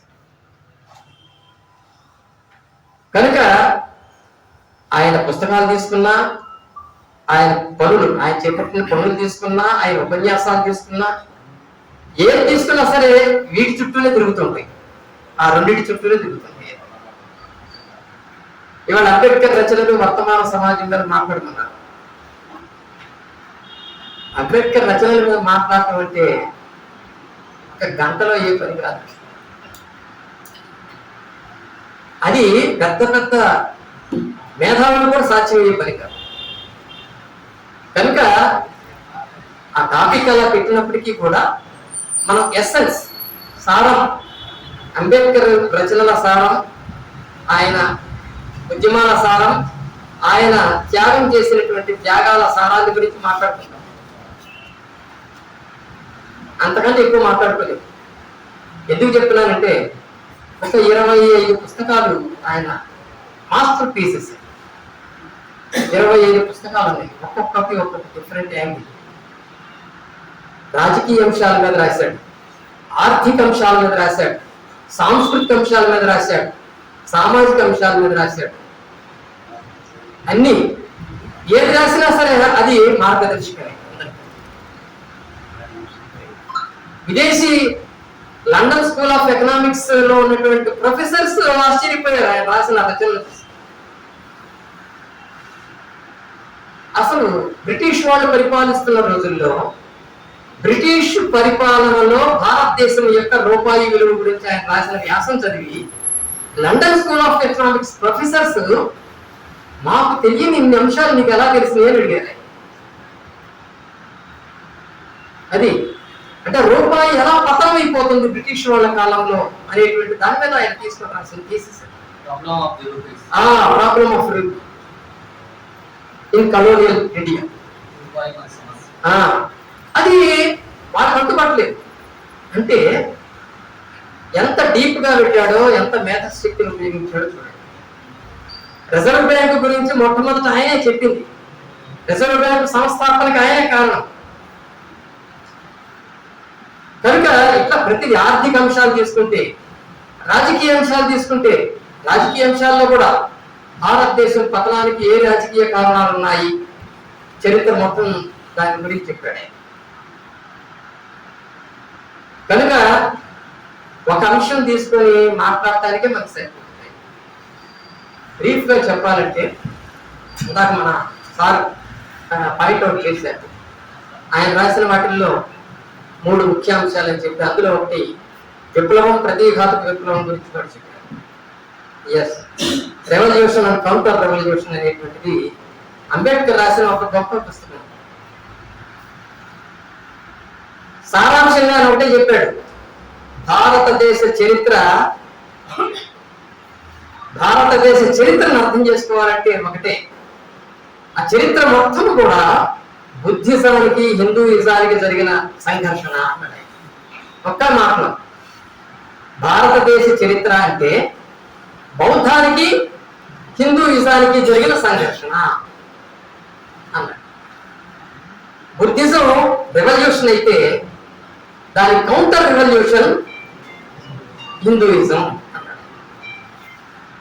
సింపుల్. కనుక ఈ ఈ ఈ రెండింటిని కనుక మీరు కనుక చదివితే, బౌద్ధాన్ని హిందూయిజాన్ని రెండింటిని చదువుకుంటూ వస్తే భారతదేశ చరిత్ర చదివినట్టు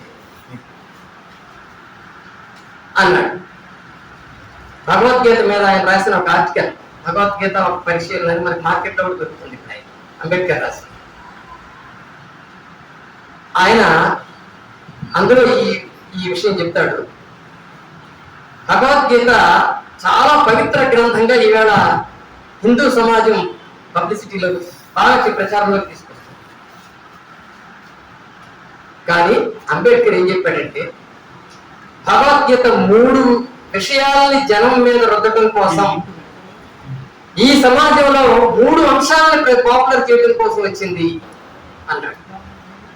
ఒకటి బౌద్ధాన్ని వ్యతిరేకించడం, రెండవది కుల వర్ణ సిద్ధాంతాన్ని పటిష్టపరచడం, మూడవది కర్మ సిద్ధాంతాన్ని జనంలోకి చొప్పించడం. ఈ 3 అంశాల కోసమే భగవద్గీత వచ్చింది అని స్పష్టం చేశాడు. అది కరెక్టే, ఎందుకంటే భగవద్గీత నేను చాలాసార్లు చదివాను. దాని సంగతి ఏదో చూద్దాం. అన్ని ఇవే ఉంటాయి, కులం గురించి, వర్ణం గురించి, కర్మ సిద్ధాంతం గురించి ఇవే ఉంటాయి. బౌద్ధం గురించి ప్రత్యక్షంగా ఉండదు, కానీ బౌద్ధ ఆలోచనల్ని దాన్ని తొలగించేసి హిందూ ఆలోచనలు పెట్టడం అనేది మనకు అర్థం. కనుక అంబేద్కర్ యొక్క పరిశీలన శక్తి, ఆ దృష్టి చాలా డీప్ గా ఉంటుంది ప్రతి విషయంలో కూడా. ఆ భగవద్గీత గురించి చాలా మంది రాశారు. ప్రాచీన కాలంలో శంకరాచార్యుడి దగ్గర నుంచి మొదలు పెడితే మహారాష్ట్రలో జ్ఞానేశ్వర ఆయన, తర్వాత మనకి ఇక్కడ శంకరాచార్యుడు, రామానుజాచార్యుడు, మధ్వాచార్యుడు, వీళ్ళందరూ చాలా మంది రాశారు. ఇక ఆధునిక విషయాల్లోకి వస్తే బాలగంగాధర తిలక్ రాశాడు, గాంధీ రాశాడు, అందరూ భగవద్గీత గురించి చెప్పినాడు. కానీ వాళ్ళందరి ఒక పక్కన పెడితే అంబేద్కర్ ఒక పక్కన పెడితే అంబేద్కర్దే తూగుతుంది. ఎందుకు? ఇది వాస్తవిక దృక్పథంతో చేసిన పరిశీలన, అది వేదాంత దృక్పథంతో చేసిన పరిశీలన.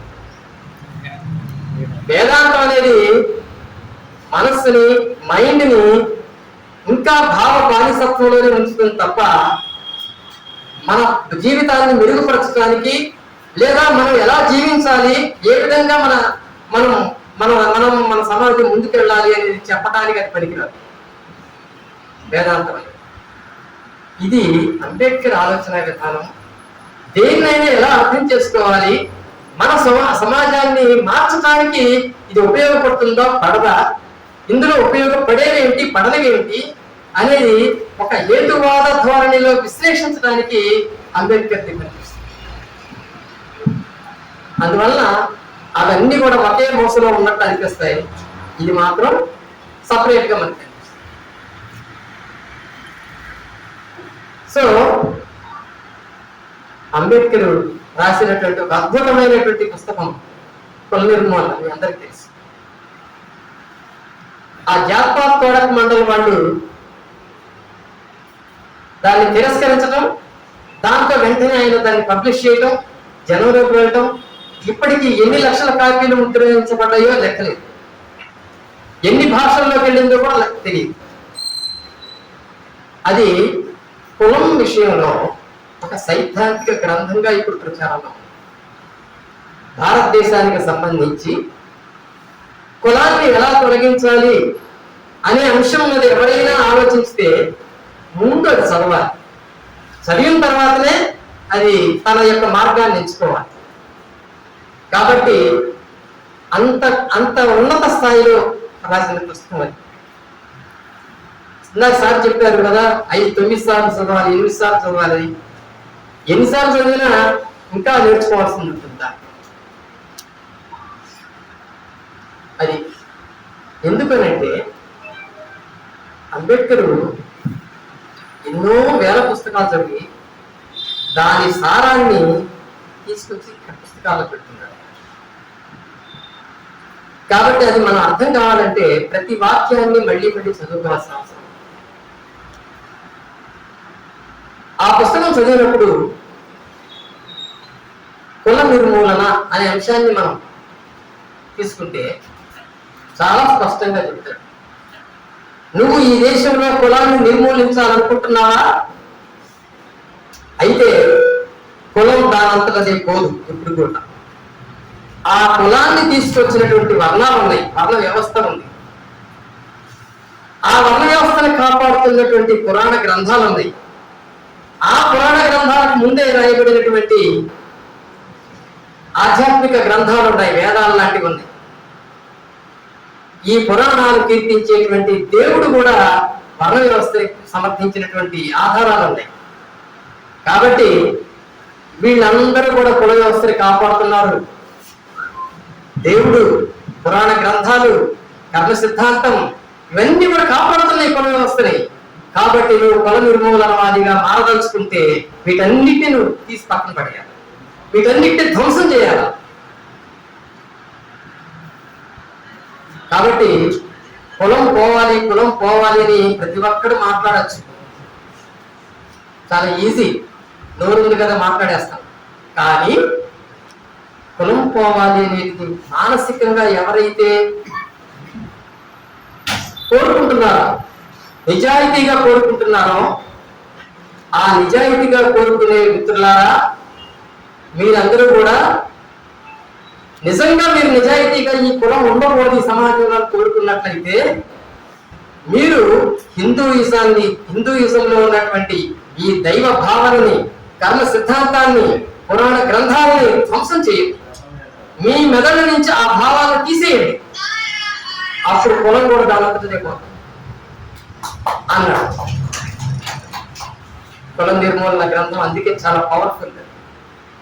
దాని మీద గాంధీ గారు ఆ రోజుల్లో ఆర్టికల్ రాశాడు, దాన్ని ఖండిస్తూ, ఆ పుస్తకాన్ని ఖండిస్తూ. దానికి అంబేద్కర్ మళ్ళీ కౌంటర్ ఇచ్చాడు, మళ్ళీ రిప్లై లేదు గాంధీ నుంచి. సో ఎందుకు చెప్తున్నానంటే, అంబేద్కర్ని ఇందాక మన మిత్రులు సార్ చెప్పారు, దండలేసి కొబ్బరికాయలు కొట్టి పూజించడం కాదు చేయాల్సి. నువ్వు ఎప్పుడైతే ఒక మహా వ్యక్తిని, ఒక గొప్ప వ్యక్తిని దండలేసి కొబ్బరికాయలు కొట్టి పూజించడం మొదలు పెట్టావో, ఇంకా ఆయన ఆశయాలు జోలికి వెళ్ళడం, అయిపోయింది నా పని అనుకుంటాం. అది అంబేద్కర్ వ్యతిరేకించాడు, అది ఆ పద్ధతిని వ్యతిరేకించాడు. ఎందుకంటే ఆరాధనా భావం ఆ పద్ధతిలో ఉంది. ఒక వ్యక్తిని ఆరాధించే భావం, ఆరాధించడం అనేది ఆధ్యాత్మికతకు సంబంధించిన విషయం. అంటే దైవాన్ని ఆరాధిస్తారు, లేకపోతే ఆ దేవుడు భగవద్గీత లాంటి గ్రంథాలను పట్టుకొని పూజలు చేస్తూ ఆరాధిస్తారు.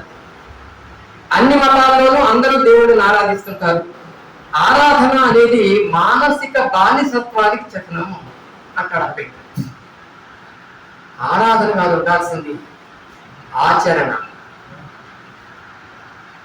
కాబట్టి నాలో ఏమైనా నీ చేసిన వాటిల్లో నీకు నచ్చినట్లయితే నువ్వు ఆ ఆచరణలోకి తీసుకెళ్ళి, ఇది అని చెప్పి. కాబట్టి అంబేద్కర్ జన్మదినాన కానీ వర్ధంతి రోజు కానీ మనం చేయాల్సింది ఏంటంటే విరివిగా అంబేద్కరిజాన్ని ప్రచారం చేయడం. అంటే నామకే వస్తే దండలు వేయొచ్చు, వదిలే అంతవరకు ఓకే. కానీ ఒక దేవుడిలాగా మార్చేసి పూజలు చేసి కొబ్బరికాయలు కొట్టి అదంతా చేయటం అనవసరం. గౌరవించవచ్చు, అది మేము చేస్తుంటాం ఆ పని, అందరం చేస్తాం. అంబేద్కర్ని గౌరవించడం అనేటువంటి పని చెయ్యాలి కూడా. కానీ ఆరాధన భావాన్ని మాత్రం మనసులోకి రానివ్వకూడదు. దానికి బదులుగా అంబేద్కరిజాన్ని మనసు నిండా నింపుకొని ఇంతకన్నా ఎక్కువ చేయాలి, నెక్స్ట్ ఇయర్ ఇంతకన్నా ఎక్కువ ప్రచారంలో తీసుకెళ్ళాలి అనే ఒక రకమైనటువంటి పట్టుదలని, ఒక రకమైనటువంటి దీక్షని మనం పెంచుకోవాలి.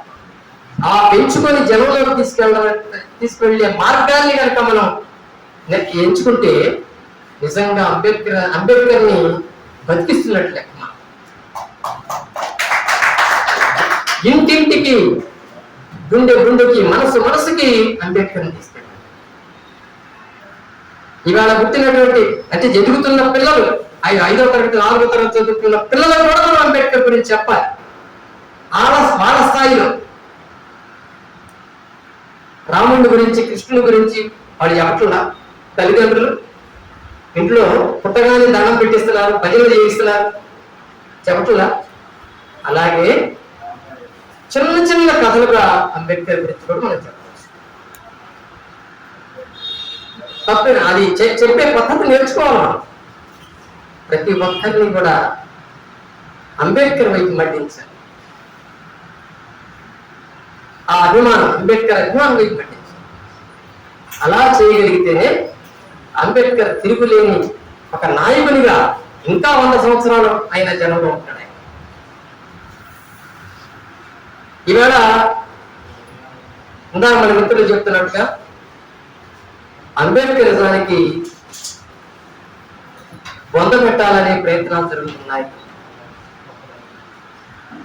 మీ అందరికీ తెలుసు, ఆర్ఎస్ఎస్ మొదటి నుంచి కూడా అంబేద్కర్ని వ్యతిరేకిస్తూ వస్తుంది. ఇప్పుడే కాదు, 1925లో ఆర్ఎస్ఎస్ ఏర్పడింది. దసరా పండుగ రోజు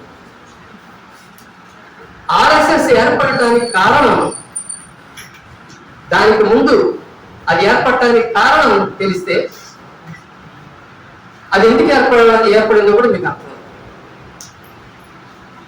దానికి ముందు భగత్ సింగ్ లాంటి వీరుల త్యాగాలు, మరో పక్కన బ్రిటిష్ వాళ్ళకి వ్యతిరేకంగా విప్లవ కార్యాచరణ కలిగినటువంటి సంఘాలు, ఇంకో పక్కన అంబేద్కర్ మూకనాయక్ పత్రిక నడపటం, ఆ అంబేద్కర్ 1924లో బహిష్కృత హితకారిణి సంస్థను ఏర్పాటు చేసి దళితులందరూ కూడా, అంటే నిమ్న జాతులు కూడా ఉన్నత కులాల వాళ్ళు అందరూ సమానమే అని చెప్పటం, ఇలాంటివన్నీ కూడా చూసి మన హిందూ సమాజం గత సనాతన ధర్మం ఏదైతే ఉందో ఆ సనాతన ధర్మాన్ని మళ్ళీ ప్రతిష్ఠించాల్సిన అవసరం ఉంది. కాబట్టి అది కనుక చేయకపోతే వీళ్ళందరూ విజృంభించి చివరికి మన ధర్మాన్ని సర్వనాశనం చేస్తారనే ఒకే ఒక లక్ష్యంతో ఆర్ఎస్ఎస్ ఏర్పడింది 1925. సో ఈ ఆర్ఎస్ఎస్ ఏర్పడిన తర్వాత తన లక్ష్యాలను స్పష్టం చేస్తుంది. సనాతన ధర్మ పరిరక్షణ, హిందూయిజాన్ని కాపాడు, అఖండ భారత్ని స్థాపించడం. దానికే హిందూ రాష్ట్ర అని పేరు పెట్టారు. అఖండ భారత్. అఖండ భారత్ అంటే ఇవాళ ఉన్న పాకిస్తాను, ఆఫ్ఘనిస్తాను ఇదంతా కూడా అఖండ భారత్ లో భాగమే. ఉజ్బెకిస్తాను, కజకిస్తాన్ ఇవన్నీ కూడా. అలాగే తూర్పు వైపుకి వెళ్తే బర్మా, థాయిలాండ్, ఇండోనేషియా అంతవరకు, సింగపూర్ ఇవన్నీ కూడా అఖండ భారత్ లో భాగమే. దక్షిణ భారతదేశంతో ఎట్లాగో ఉందనుకోండి.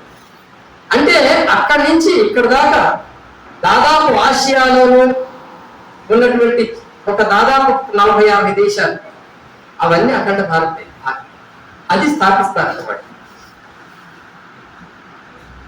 కనుక ఆర్ఎస్ఎస్ ఈ లక్ష్యంతో ఏర్పడి మొత్తం మళ్ళీ పాతకాలపు మనుధర్మ విలువల్ని మళ్ళీ పునఃస్థాపితం చేయడం కోసం ఆర్ఎస్ఎస్ ఏర్పడింది అనే ఎప్పుడైతే అంబేద్కర్ కనిపించిందో దీనికి కౌంటర్ గా మన అడుగు వేయాలని చెప్పి ఆయన ఆలోచించాడు. దీనికి కౌంటర్ తీసుకురావాలి అని ఆలోచించాడు.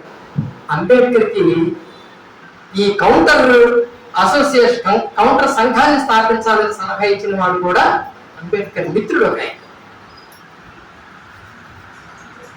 ఆయన ఏం చేశారంటే అప్పటికే కాంగ్రెస్ పార్టీలో కాంగ్రెస్ సేవాదళ్ అనేది ఏర్పాటు చేశారు, యూత్ అందరినీ గ్యాదర్ చేయడానికి. దానిలో ఆయన ఏం చేశారంటే అంబేద్కర్ సేవాదళ్ అని పేరు సూచించాడు అంబేద్కర్.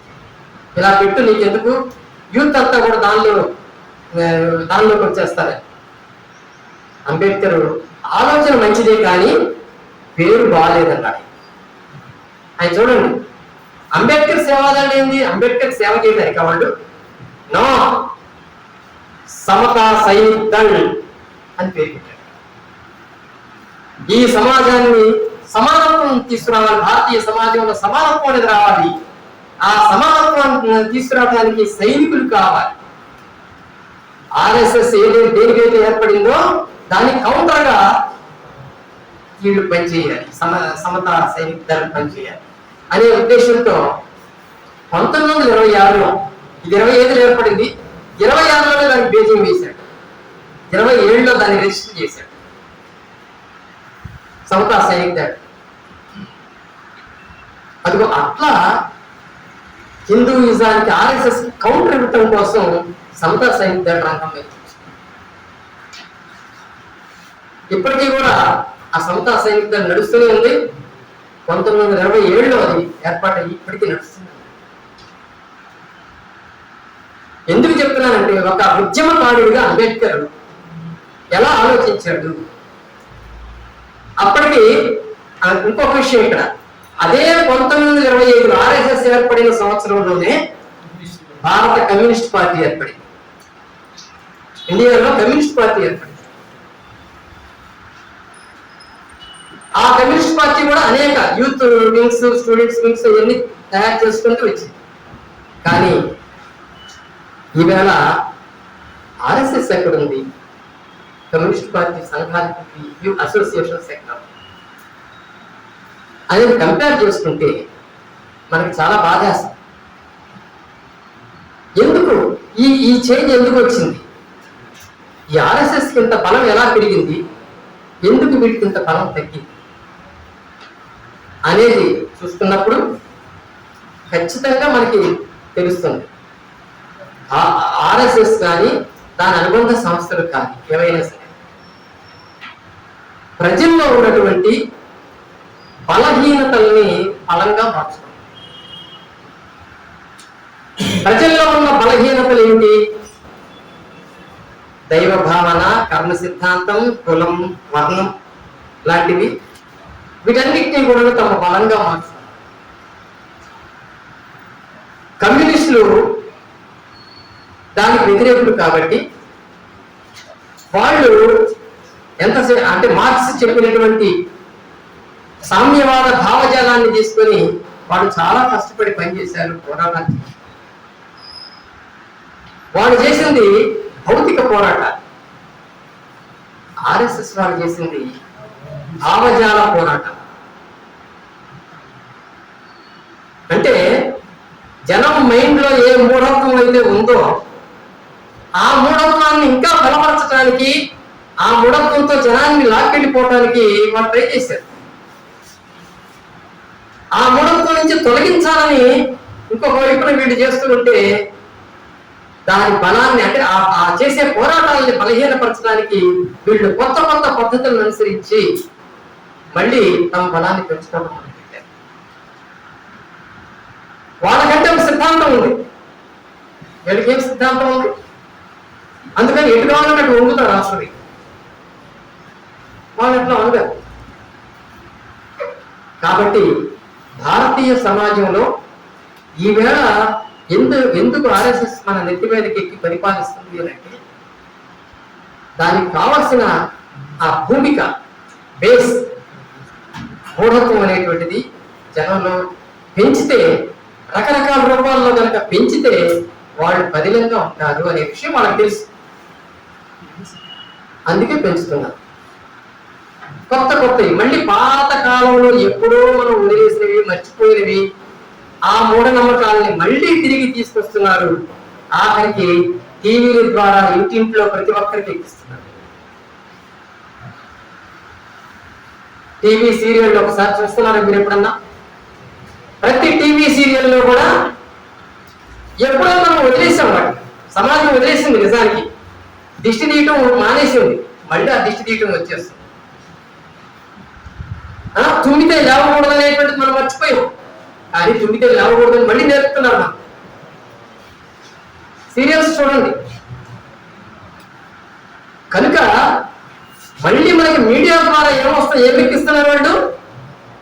మనం వదిలేసిన మూఢనమ్మకాలను తీసుకొచ్చి మళ్ళీ నేర్పుతున్నారు. ఎందుకు నేర్పుతున్నారు? ఇట్లా ఉంటేనే సమాజం మన చేతుల్లో.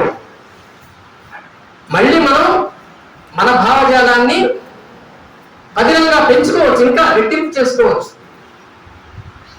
ఈ భావజాలానికి అంకితమైపోతున్నారు కాబట్టి ఈవేళ ప్రగతిశీల ఉద్యమాలన్నీ కూడా చివరికి కమ్యూనిస్టులను ఎదిరించడం, కమ్యూనిస్టులను తొలగించడం అనేది వాళ్ళు పెద్దగా పనిగా ఆలోచించట్లేదు. ఇప్పుడు ఎవరయ్యా వాళ్ళకి ఇబ్బందికరంగా మారింది? ఆర్ఎస్ఎస్ పరివారానికి ఎవరు ఇబ్బందిగా మారారు అంటే అంబేద్కర్. కనుక అంబేద్కర్ చిహ్నాలు, గుర్తులు ఏవి కూడా మనకి ఉండకూడదు. ఉంటే మనం ముందుకు వెళ్ళలేము. కాబట్టి అంబేద్కర్ చిహ్నాలు ఏమున్నాయి అంటే మొట్టమొదటి కనిపించేది మనకి భారత రాజ్యాంగం. సో భారత రాజ్యాంగాన్ని మనం మార్చాలి. అట్లా అక్కడి నుంచి మొదలు పెడితే ఇంకా ఏమున్నాయి? కుల నిర్మూలన. కుల నిర్మూలన అనేది సరైనది కాదు. అన్ని కులాలు ఉండాలి, కాకపోతే సామరస్యంగా ఉండాలి అనే సన్నాయి నొక్కులు నొక్కుతున్నారు. 2022లో దసరా పండుగ రోజున ఆర్ఎస్ఎస్ నాయకుడు మోహన్ భగవత్ నాగపూర్లో వజ్రసూచి అనే ఒక పుస్తకాన్ని ఆవిష్కరిస్తూ ఈ మాట అన్నాడు. నేను డేట్లతో సహా చెప్తున్నా. ఆయన ఏమన్నాడు తెలుసా? కులాలు పోవాల్సిన పని లేదు, అందరూ సామరస్యం ఉంటే చాలు. అప్పుడెప్పుడో మన పెద్దవాళ్ళు చేశారు, అది ఇప్పుడు అవసరం లేదు. ఈ సమాజంలో మనం అందరూ సామరస్యం ఉంటే చాలు. ఎందుకంటే ఆ వజ్రసూచి అనే పుస్తకం ఏదైతే ఉందో అది కులాన్ని ప్రశ్నించింది. మీరు చదివారు, బౌద్ధుడు అశ్వఘోషుడు రాసినటువంటి పుస్తకం అది వజ్రసూచి. అది కులాన్ని ప్రశ్నించింది. కులం అనేది ఎలా ఉంటుంది అని ప్రశ్నించింది. దాని మీద రాసిన వ్యాఖ్యానానికి ఆయన ఆవిష్కరించాడు ఆ బుక్. కనుక కుల నిర్మూలన అవసరం లేదు, సామరస్యం ఉంటే చూద్దాం. ఇది వాళ్ళ ఉద్దేశం. కాబట్టి అంబేద్కర్ని ఎక్కడెక్కడ వీలైతే అక్కడక్కడ ఖండించడానికి, ఆయన గుర్తులు లేకుండా చేయడానికి గల ప్రయత్నాలు జరుగుతున్నాయి. ఆ ప్రయత్నాల్ని అడ్డుకోవటం అనేటువంటిది ఎలా అనేది ఇప్పుడు సమస్య. నిజంగా అవి కనుక వాళ్ళు సక్సెస్ అయ్యారంటే, ఆ ప్రయత్నాల్లో సక్సెస్ అయ్యారంటే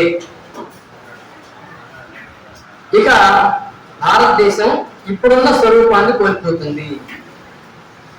ఇప్పుడున్నటువంటి ఈ సమాన హక్కులు అని ఏవైతే మనం రాజ్యాంగం ద్వారా అనుభవిస్తున్నామో అవి పోతాయి. వాళ్ళు ఆల్రెడీ ఒక ధర్మ సంసత్ మండలి వాళ్ళు ఒక రాజ్యాంగం తయారు చేశారు. అది ఇప్పుడు కాదు, 1992లో తయారు చేశారు. రాముడు అయోధ్యలో బాబ్రీ మసీదుని కూల్చినప్పుడే ఆల్రెడీ తయారు చేశారు. 153 పేజీల పుస్తకం అది రాజ్యాంగం, అది వాళ్ళ తయారు చేశారు. అదిగో దాన్ని మళ్ళీ కొద్దిగా మార్పులు చేర్పులు చేసి తీసుకొచ్చారు. దానికోసం ఇప్పుడు వాళ్ళు ఎదురు చూస్తున్నారు. భారత రాజ్యాంగంలో బేసిక్ స్ట్రక్చర్ అనేది ఒకటి ఉంది. 1973లో కేశవానంద భారతి కేసు అనేటువంటిది ఒకటి విచారణలోకి వచ్చింది. 76లో దాని తీర్పు వచ్చింది. దానిలో సుప్రీంకోర్టులో ఉన్నటువంటి 13 మంది న్యాయమూర్తులు కూర్చొని, ఫుల్ బెంచ్ మొత్తం కూర్చొని ఒక బేసిక్ స్ట్రక్చర్ తయారు చేశారు భారత రాజ్యాంగాన్ని. ఆ బేసిక్ స్ట్రక్చర్ ఏం చెప్తుంది అంటే, భారత రాజ్యాంగంలో కొన్ని మౌలిక అంశాలు ఉన్నాయి, భారతదేశ స్వరూప స్వభావాలను తెలియజేసే అంశాలు.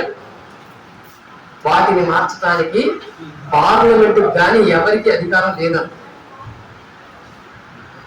అవేమిటి? రాజ్యాంగ పీఠిక. ఏం చదువుతారు మీరు? ఈ రాజ్యాంగ పీఠికలో ఉన్నటువంటి పదాలని వేటిని కూడా మార్చడానికి వీల్లేదు. అలాగే 46వ రాజ్యాంగ సవరణ ద్వారా 1976లో 42వ రాజ్యాంగ సవరణ ద్వారా జరిగినటువంటి సెక్యులర్ సోషలిస్ట్ అనేటువంటి పదాలు కానీ, తర్వాత ఆర్టికల్ 51AH లాంటివి కానీ మార్చడానికి వీల్లేదు. ఇవన్నీ భారతదేశం యొక్క స్వభావం. కాబట్టి ఇలాంటివి ఇంకా కొన్ని ఉన్నాయి. మొత్తం 22 అంశాలు, 22 ఆర్టికల్స్ ని మార్చడానికి వీల్లేదని సుప్రీంకోర్టు బేసిక్ స్ట్రక్చర్ అనే పేరుతో, మౌలిక నిర్మాణం, రాజ్యాంగం యొక్క మౌలిక నిర్మాణం పేరుతో ఒక దాన్ని ఆ రోజు ఆమోదించింది. ఈవేళ మోడీ వల్ల కావటంలా రాజ్యాంగం మార్చడం. ఎప్పుడు అవుతుంది? ఆయన 400 సీట్లు అంటున్నారు చూడండి, అప్పుడు అవుతుంది. ఆయన కనుక వస్తే 2/3 వంతు పార్లమెంట్ సభ్యులు ఉభయ సభల్లో కూడా దానికి ఓటేస్తే అప్పుడు. అంతేకాదు రాష్ట్రాల్లో ఉన్నటువంటి రాష్ట్ర శాసనసభల్లో కూడా దానికి ఆమోదం దొరకాలి. అదిగో అప్పుడు అవుతుంది. అందుకని ఈవేళ అందరినీ ఆయన మంచికి చేసుకుంటున్నాడు. ఏదో సిపిఎం, కేరళలో ఉన్న సిపిఎం, తృణమూల్ కాంగ్రెస్ ఇలాంటి కొన్ని రాష్ట్రాలు తగ్గితే ఇవాళ ప్రతి రాష్ట్రం వాళ్ళని మళ్ళీ మంచికి చేసుకుంటున్నాడు. మీకు ఆంధ్రాలోకి వెళ్తే అక్కడ ఎవరు అధికారంలోకి వచ్చినా ఆయనకు సపోర్ట్ కదా. అది అట్లా మంచికి చేసుకుంటున్నాడు. ఎందుకంటే వాళ్ళకు ఒక టార్గెట్ ఉంది, ఒక లక్ష్యం ఉంది. ఆ లక్ష్యాన్ని సాధించాలంటే ఏమైనా వాడు దేనికైనా సిద్ధపడతాడు. ఇందాక చెప్పాను కదా, ఎటు కావాలంటే అటు వండుతారు. ఎన్ని తిట్లైనా తింటారు, ఎన్ని తిట్లైనా తిడతారు. కానీ వాళ్ళ లక్ష్య సాధన అది మాత్రం లక్ష్యం. 1925లో ఏర్పడింది ఆర్ఎస్ఎస్. 2025లో 100 years సెలబ్రేషన్స్ చేసుకోబోతుంది. 2024లో వాళ్ళ అధికారంలోకి వస్తే 2025లో వాళ్ళ లక్ష్య సాధనకి మొదటి అడుగు పడుతున్నారు. అది వాళ్ళ ప్లాన్. గురుదక్షిణగా హిందూ రాష్ట్రం సమర్పించాలని మోడీ తాపత్రయం. వాళ్ళ గురువులకు దక్షిణగా ఇదంతా ఉంది. అందుకే పాత పార్లమెంట్ ని మార్చాడు, కొత్త పార్లమెంట్ ఏర్పాటు చేశాడు. అందులో సీట్లు చాలా పెంచాడు. ఎందుకు? ఈ రాజ్యాంగం తీసేస్తే ఆ తర్వాత వచ్చే మెంబర్స్ పార్లమెంట్ మెంబర్స్ కాదు, స్వామీజీలు, గురువుజీలు, సాధువులు, వీళ్ళంతా వాళ్ళందరి కోసం అది. దానిలో ఒక రాజదండం పెట్టించాడు సెంగోట్. దాని మీద అప్పుడు వివాదం అయింది కదా. స్పీకర్ సీటు పక్కన ఒక కర్ర వేలాడుతుంటుంది చూడండి, సెంగోల్ తమిళనాడు నుంచి తెప్పించాడు. రాజదండం దాని పేరు. అది ఎందుకు పెట్టించాడు? రాచరిక వ్యవస్థను గుర్తు చేయడానికి. రాచరిక వ్యవస్థను గుర్తు చేయడానికి రాబోయే పార్లమెంట్ లో ఇది ఉంటుంది అని చెప్పాలి. లేకపోతే దాని అవసరం లేదు అక్కడ. ఇప్పుడు రాచరిక వ్యవస్థ కదా, ప్రజాస్వామిక వ్యవస్థ కదా, దీనిలో రాజదండంతో పని ఏంటి? లేదు. కానీ ప్రతి దాని వెనుక, ప్రతి చర్య వెనుక ఒక అంతరార్థం ఉంటుంది మనం చేసేదాన్ని. దాన్ని అర్థం చేసుకో. రామాలయం, రాముడు ఇవన్నీ మీరు చూస్తున్నారు. రామభక్తిని ఎలా ప్రచారం చేస్తున్నారో చూస్తున్నారు. ఆ మధ్య ఉచితంగా భక్తుల్ని తీసుకెళ్ళి, అంటే జనం ఫ్లోటింగ్ పెంచాలి. అక్కడ ఉచితంగా రైడ్ వేశారు, తీసుకెళ్ళారు. విమానాలు వేశారు, తీసుకెళ్ళారు. ఆ రామాలయం, రామభక్తులు వీళ్ళకి అవసరమా? ఇప్పుడు ప్రజలకు అవసరమా? అంబేద్కర్ ద రెడిల్స్ ఆఫ్ హిందూయిజం లో అద్భుతమైన బుక్ రాశాడు. వీళ్ళు ఎంతమంది చదివారో నాకు తెలియదు. ద రెడిల్స్ ఆఫ్ హిందూయిజం అంటే హిందూయిజంలో పెట్టే కథలు చెప్పుకోవచ్చు. చిక్కుముళ్ళు కాదు, చిక్కుముళ్ళని రాసిన మన పిట్ట కథలు అంటే బాగోదు కదా, నేను అంటున్నాను పిట్ట కథ. అదే చిక్కుముళ్ళే అసలు. నిజానికి అయితే రిడిల్స్ అంటే చిన్న చిన్న స్టోరీస్ అన్న, పిల్లలకి చెప్పే స్టోరీస్ ఉంటాయి, వాటి అవన్నీ రిడిల్స్. ఓకే, ఆ హిందూయిజంలో చిక్కుముళ్ళు లేదా ఇంకోటి అనుకోండి మీరు ఎట్లయినా, అందులో the riddle of Rama and Krishna, అందులో రాముడి గురించి ఆయన రాసినటువంటి విశ్లేషణ చాలా బాగుంది, చదవండి. ఇలాంటి చదవాలి. వాళ్ళు రామాలయం గురించి రాముడి గురించి అంత పెద్ద ఎత్తున తీసుకొచ్చి లేనిపోయినవన్నీ చెప్పి కల్పించి దానికి ఒక ప్రచారం కల్పిస్తూ ఉంటే, మనం అంబేద్కర్ రాసిన చదవాలి. వెంటనే ఏం చెప్పాడు అంబేద్కర్ రాముడి మీద? అందులో రాముడు బ్రాహ్మణ ప్రతినిధి అని క్లియర్గా చెప్పాడు. ఆయన చెప్పకపోయినా మీరు వాల్మీకి రాసినటువంటి రామాయణం కనుక తీసుకున్నట్లయితే, తెలుగులో కూడా ఇప్పుడు అనువాదాలు జరుగుతున్నాయి, కాగానే చదవచ్చు. అది తీసుకున్నట్లయితే మీకు రామాయణం మొత్తం కథ మొత్తం సారాంశం ఏమిటంటే, ఏదో సీతను వదిలిపెట్టడం, రావణుడితో యుద్ధం చేసి తిరిగి తీసుకురావడం, ఇదో కథ కనిపిస్తుందే కానీ మనకి. కానీ దాని సారాంశంగా చూస్తే బ్రాహ్మణాధిపత్యాన్ని కొనసాగించటం, దానికి రాముడిని ఒక ప్రతినిధిగా పెట్టి ఆ బ్రాహ్మణ భావజాలాన్ని వ్యాప్తి చేయడం అనేటువంటిది దానిలో ముఖ్యంగా కనిపిస్తుంది. అడుగడుగున బ్రాహ్మణులను పొగట్టం, బ్రాహ్మణ భావజాలాన్ని గొప్పదని కీర్తించడం, ఇది కనిపిస్తాయి. మీకు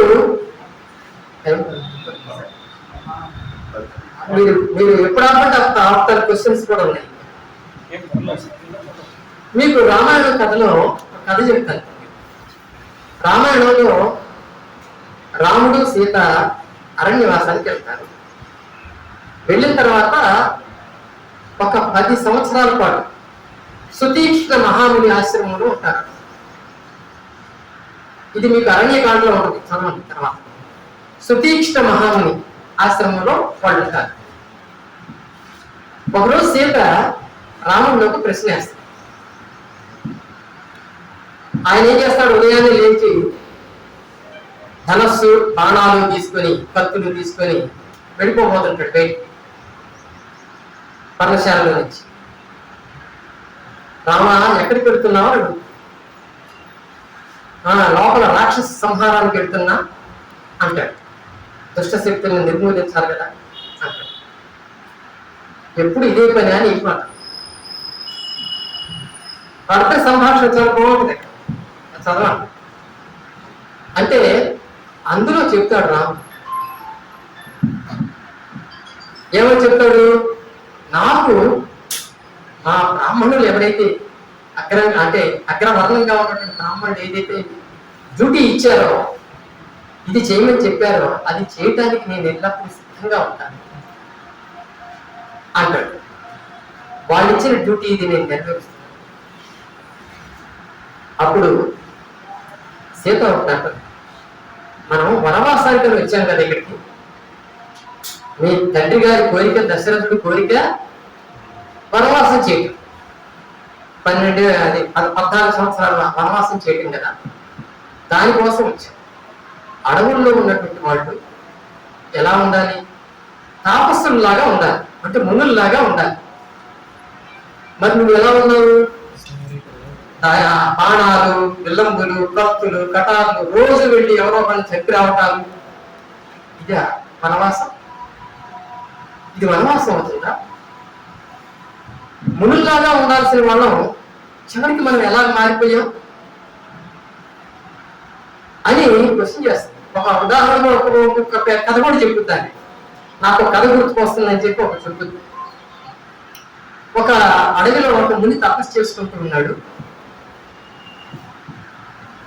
ఒకరోజు ఆ తపస్సు చేసుకున్నట్టు మునికి ఒకరోజు క్రూర జంతువులు నన్ను ఏమన్నా చేస్తాయేమో అని భయం వచ్చింది. వెంటనే ఒక కత్తి సంపాదించుకొని దగ్గర పెట్టుకున్నాడు. అది దగ్గర పెట్టుకున్న తర్వాత నుండి అతను కళ్ళు మూసుకొని తపస్సు చేస్తున్నా కానీ ఎప్పుడు ఏమొస్తుందా అని చూడటం, కత్తి ఉందా లేదా అని చూసుకోండి. ఇది అలవాటు అయిపోయింది. ఇది అలవాటు అయిపోయి చివరికి తపస్సు గాలిలో కలిసిపోయింది. ఈ కత్తిని పట్టుకోవటం, కత్తిని చూసుకోవడం సరిపోయింది ఆయనకి. అలా ఉంది రాముడాలు చేసే పని. అప్పుడు అంటాడు, సీత నువ్వు ఆడదానివి, నీకు తెలియదు ఈ విషయాలు అని చెప్పి బ్రాహ్మణులకు సేవ చేయటం కన్నా, బ్రాహ్మణులని వాడు చెప్పిన పనిని చేయటం కన్నా గొప్ప విషయం ఏది లేదు ప్రపంచంలో అని చెప్తొస్తాడు. ఇది వాల్మీకి రామాయణం. ఎందుకు చెప్తున్నానంటే రామాయణం రాసిందే బ్రాహ్మణీయత కోసం. ఎప్పుడు రాశారు ఇది?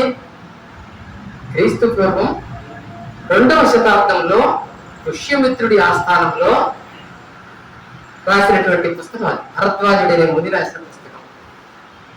మనకన్ని పెట్ట కథలు చెప్పి మనల్ని చాలా మోసం చేశారు. వాల్మీకి అనే అతను పోయేవాడని, పుట్టలో నుంచి పుట్టుకొచ్చాడని, ఇవన్నీ పెట్ట కథలు.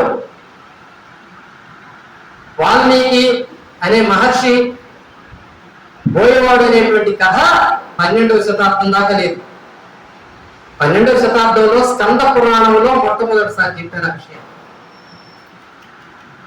అప్పటిదాకా వాల్మీకి పోయేవాడు కాదు.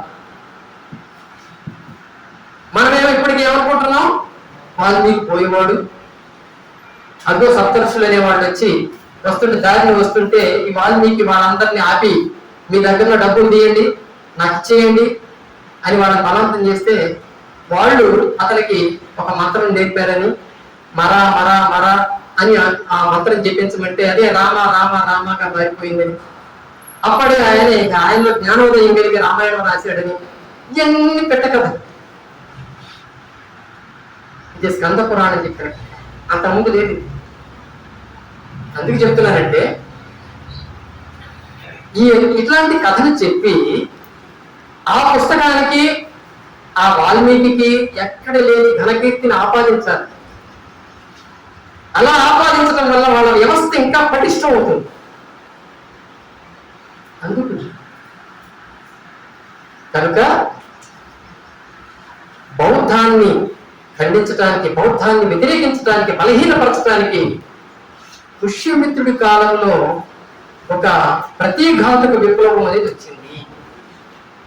క్రీస్తు పూర్వం 2వ శతాబ్దంలో ఆ ప్రతీఘాతక విప్లవంలోని ఫలితంగానే రామాయణం పుట్టింది. ఆ రామాయణం తర్వాత మహాభారతం వచ్చింది, తర్వాత భగవద్గీత వచ్చింది, భాగవతం తర్వాత ఎన్ని వచ్చినాయి, పురాణాలు, అష్టాదశ పురాణాలు వచ్చినాయి. ఇవన్నీ కలిపి జనంలోకి పంపించడం వల్ల వీటిని పంపించడానికి కూడా మార్గాలు ఏర్పడ్డాయి. ఎట్లా? భారతదేశంలో క్రీస్తు పూర్వం 2వ శతాబ్దం వరకు హిందూ దేవాలయాలు లేవు. హిందూ దేవాలయాలు లేవు. ఇది మనం చెప్తున్నది కాదుతున్నా, పురావస్తు శాఖ వాళ్ళు చెప్తున్నారు. బౌద్ధుల యొక్క స్తూపాలని, చైత్యాలని చూసి హిందువులు కట్టుకోవడం మొదలుపెట్టారు. అది 2వ శతాబ్దం. దేవుళ్ళు విగ్రహాలు కట్టడం కానీ, వాటిని ఆరాధించడం కానీ, పూజలు చేయటం కానీ లేదు వాళ్ళకి. మహాయాన బౌద్ధులను చూసి నేర్చుకున్నారు. మహాయానం, వజ్రయానం, మహాయానం వాళ్ళని చూసి నేర్చుకున్నారు. సో ఆ దేవుడిని ఆరాధన పూజలు చేసిన తర్వాత, గుళ్ళు కట్టడం మొదలుపెట్టిన తర్వాత ఆ గుళ్ళకి ఏదో ఒక రోజువారీ కార్యక్రమాలు ఉండాలి. ఎందుకంటే గుళ్ళో పూజారిని పెట్టారు, వాళ్ళ బతుకు తెరువు కోసం గుళ్ళు కావాలి. గుళ్ళో పూజారులుగా మారిన తర్వాత ఆ పూజారికి హారతి ఇచ్చేసి దూపదీపాలు ఇచ్చేసి అయిపోదు, ఏదో ఒక పని కల్పించాలి, జనాన్ని ఎప్పుడు వచ్చేలా చేయాలి. దానికోసం పురాణ కాలక్షేపాలు వచ్చాయి. ప్రతిరోజు సాయంత్రం గుళ్ళో పురాణ కాలక్షేపం. ఈ పురాణ కాలక్షేపానికి కొన్ని కథలు కావాలి, అందుకే పురాణాలు. ఈ పురాణాలు కూడా 3 రకాలు: వైష్ణవాలు, శైవాలు, శాక్తేయాలు. విష్ణువు గురించి చెప్పేవి, శివుని గురించి చెప్పేవి, శక్తిని గురించి చెప్పేవి. ఈ 3 రకాల పురాణాలు వచ్చాయి. అందులో రకరకాల కథలు, ఎవరికి వచ్చిన కథ వాడు దూక్ చేశాడు దాంట్లో. ఎంత కట్టిపడేసింది ఈ జనాన్ని. ఈ కథలు, ఈ కాకరకాయలు, ఈ కాలక్షేపాలు ఇవన్నీ కూడా జనాన్ని కట్టిపడేసి సాయంత్రం అయ్యేసరికి పొలంలో పని చేసుకోనో లేకపోతే ఇంకెక్కడో ఏ పనులు చేసుకోనో వచ్చి స్నానం చేసి అరే గుడికి పోదాం, గుడిలో ఏం చెప్తాడో తిందాం. ఆ రోజుల్లో వినోదాలు లేవు కదా. వెళ్ళి వినోదం పేరుతో అక్కడికి వెళ్ళి వాళ్ళ మైండ్లో అదంతా ఎక్కించుకున్నారు, ఆ భావజాలాన్ని ఎక్కించుకున్నారు. ఎక్కించుకొని ఆ తర్వాత వాళ్ళ పిల్లలకి అట్లా తరతరాలకి ఆ భావజాలం అంటించుకుంటూ వచ్చారు. కాబట్టి ఈవేళ దాన్ని తొలగించడం చాలా కష్టం. దాన్ని తొలగించడానికి అంబేద్కర్ తాపత్రయపడ్డారు. ఆ బానిస భావజాలాన్ని మైండ్లోంచి తొలగించాలి. అదంతా బ్రాహ్మణులు వాళ్ళ ఉనికి కోసం, వాళ్ళ ఉపాధి కోసం, వాళ్ళ యొక్క ఆధిపత్యం కోసం ఎక్కించిన భావజాలం. అందరినీ సమానంగా చూడటం అందులో ఉండదు, మనుషులందరూ సమానులు అనే సూత్రం దానికి వర్తించదు. మనుషులందరూ వర్ణాలు, మనుషులందరూ కులాలు అది మాత్రమే వర్తిస్తుంది. కాబట్టి సమానత్వం అనే దానికి హిందూయిజం వ్యతిరేకం. ఎవరైనా హిందూ నాయకుల్లో కానీ లేకపోతే ఏ ఆచార్యులు లేకపోతే ఏ ప్రవచనాలు చెప్తున్నప్పుడు వీళ్ళల్లో కానీ అందరూ సమానమే అని వాళ్ళు ఎప్పుడైనా అంటుంటే మీరు నమ్మకండి.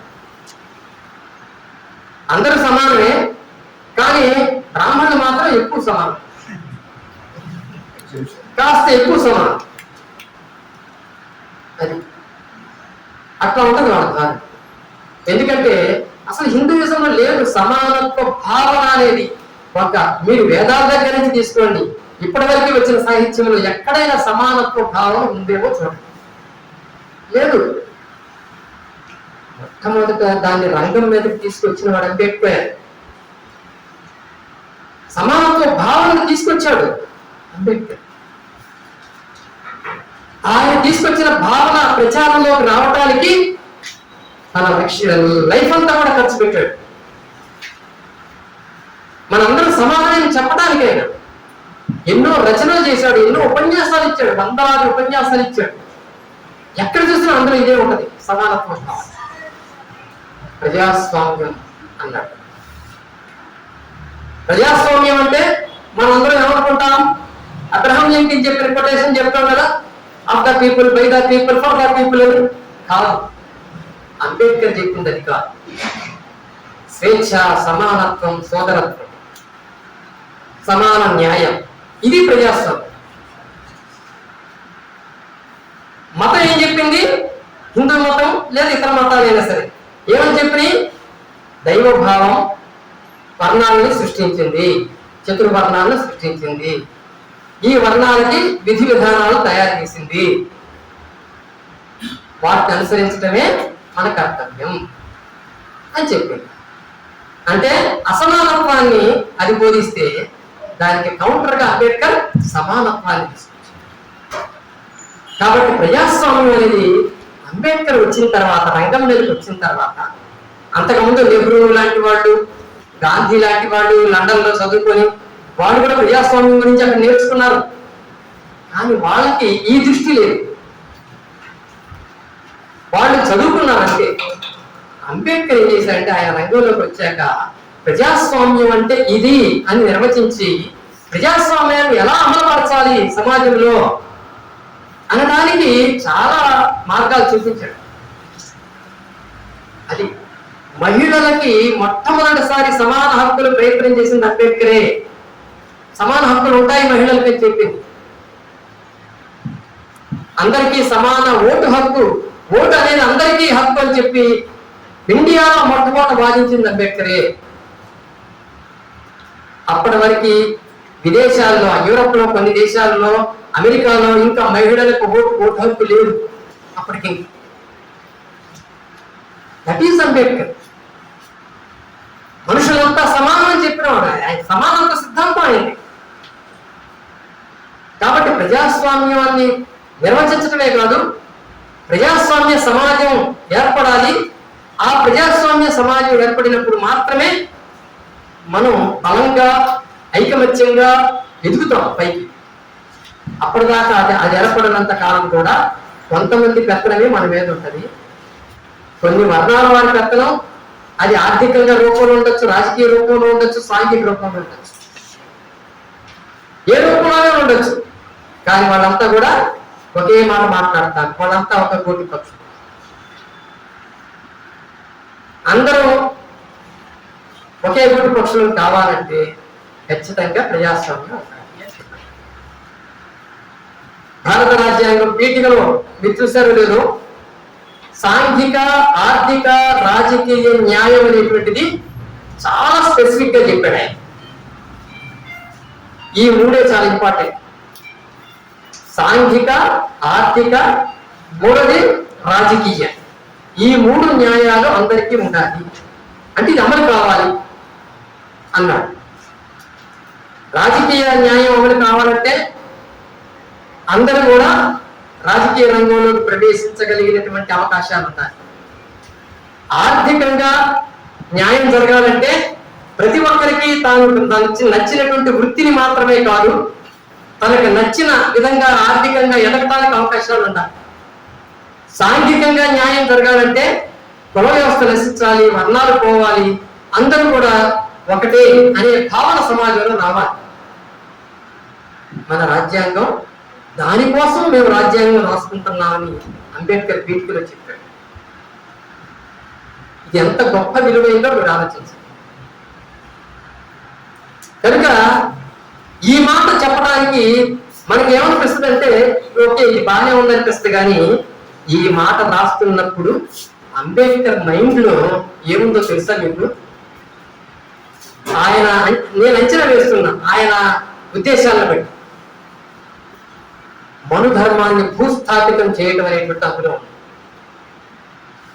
ఆ వాక్యాన్ని రాసేటప్పుడు మనుధర్మం ఈ దెబ్బతో భూస్థాపితం అవుతుంది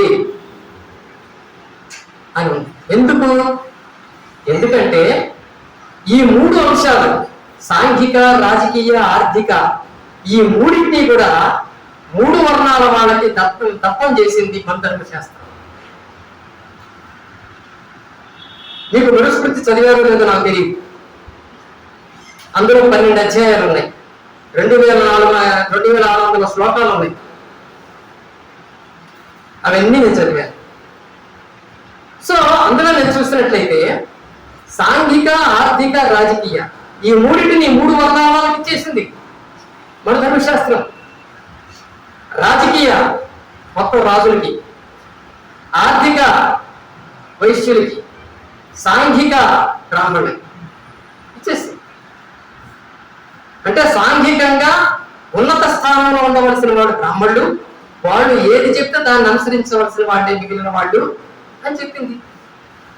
అంతేకాదు ఈ మనుధర్మ శాస్త్రం దాని మీద సపరేట్ గా చెప్పుకుంటే ఇంకా బాగుంది. మనుధర్మ శాస్త్రం ఒక విషయం చెప్పింది, మీకు గుర్తుందో మీకు తెలుసో లేదు. ఈ మొత్తం ప్రపంచంలో ఉన్నటువంటి సంపద మొత్తం బ్రాహ్మణుడే. జాగ్రత్తగా వినండి, ఇది మొత్తం సంపద అంతా బ్రాహ్మణులదే.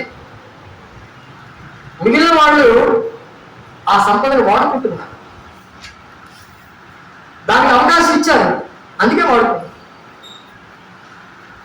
అని చెప్పింది. ఎంత ఓకే ఆకలి అవుతుందట. కాబట్టి ఆ సంపద అంతా వాళ్ళ చేతుల్లో ఉంది. కానీ ఈ రాజులు వీళ్ళు బ్రాహ్మణుడు చెప్పినట్టు వినాలి. అసలు రాజు ఎందుకు వచ్చాడు ఈ తెర మీదకి అనేటువంటి అది పెద్ద సత్యం. బుద్ధుడి కాలంలో రాజులు లేరు, గణతంత్ర వ్యవస్థ ఉంది తెలుసా.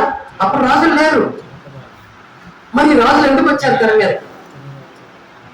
ఇది పెద్ద సబ్జెక్ట్. తర్వాత ఎప్పుడన్నా చెప్తున్నా. ఈ రాజులు ఏం చేయాలి, మన కర్తవ్యం ఏంటంటే మన ధర్మశాస్త్రం స్పష్టంగా చెప్పింది, రాజు పని ఏంటంటే ధర్మాన్ని కాపాడు, అంతే.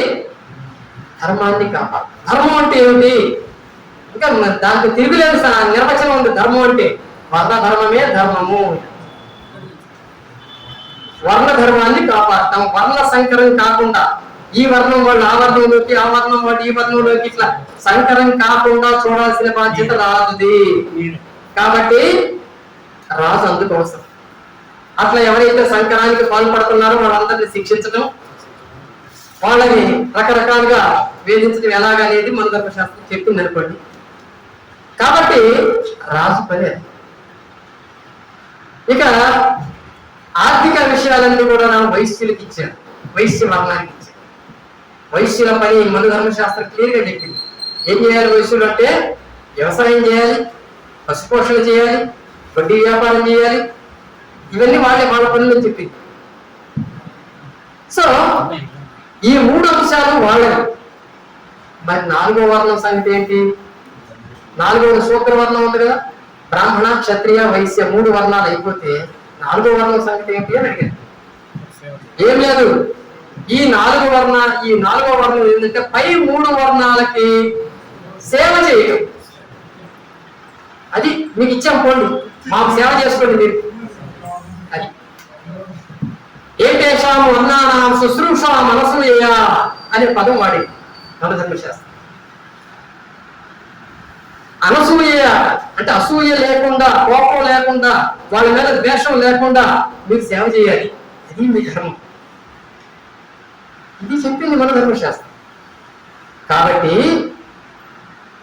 సాంఘిక, ఆర్థిక, రాజకీయ హక్కులని, రాజకీయ ఆ 3టిని వాళ్ళ చేతుల్లో పెట్టుకొని శూద్రులకి ఈ 3 వర్ణాలకి సేవ చేయడం మాత్రమే హక్కుగా చేసినటువంటి ఆ వ్యవస్థ ఏదైతే ఉందో, మనుధర్మ వ్యవస్థ ఏదైతే ఉందో, దాన్ని దుంపనాశనం చేయడానికి అంబేద్కర్ అది పెట్టాడు. ఇక్కడ ఆ 3 అంశాలు న్యాయంగా ఉండాలి, అందరికీ సమానంగా ఉండాలి అని పెట్టాడు.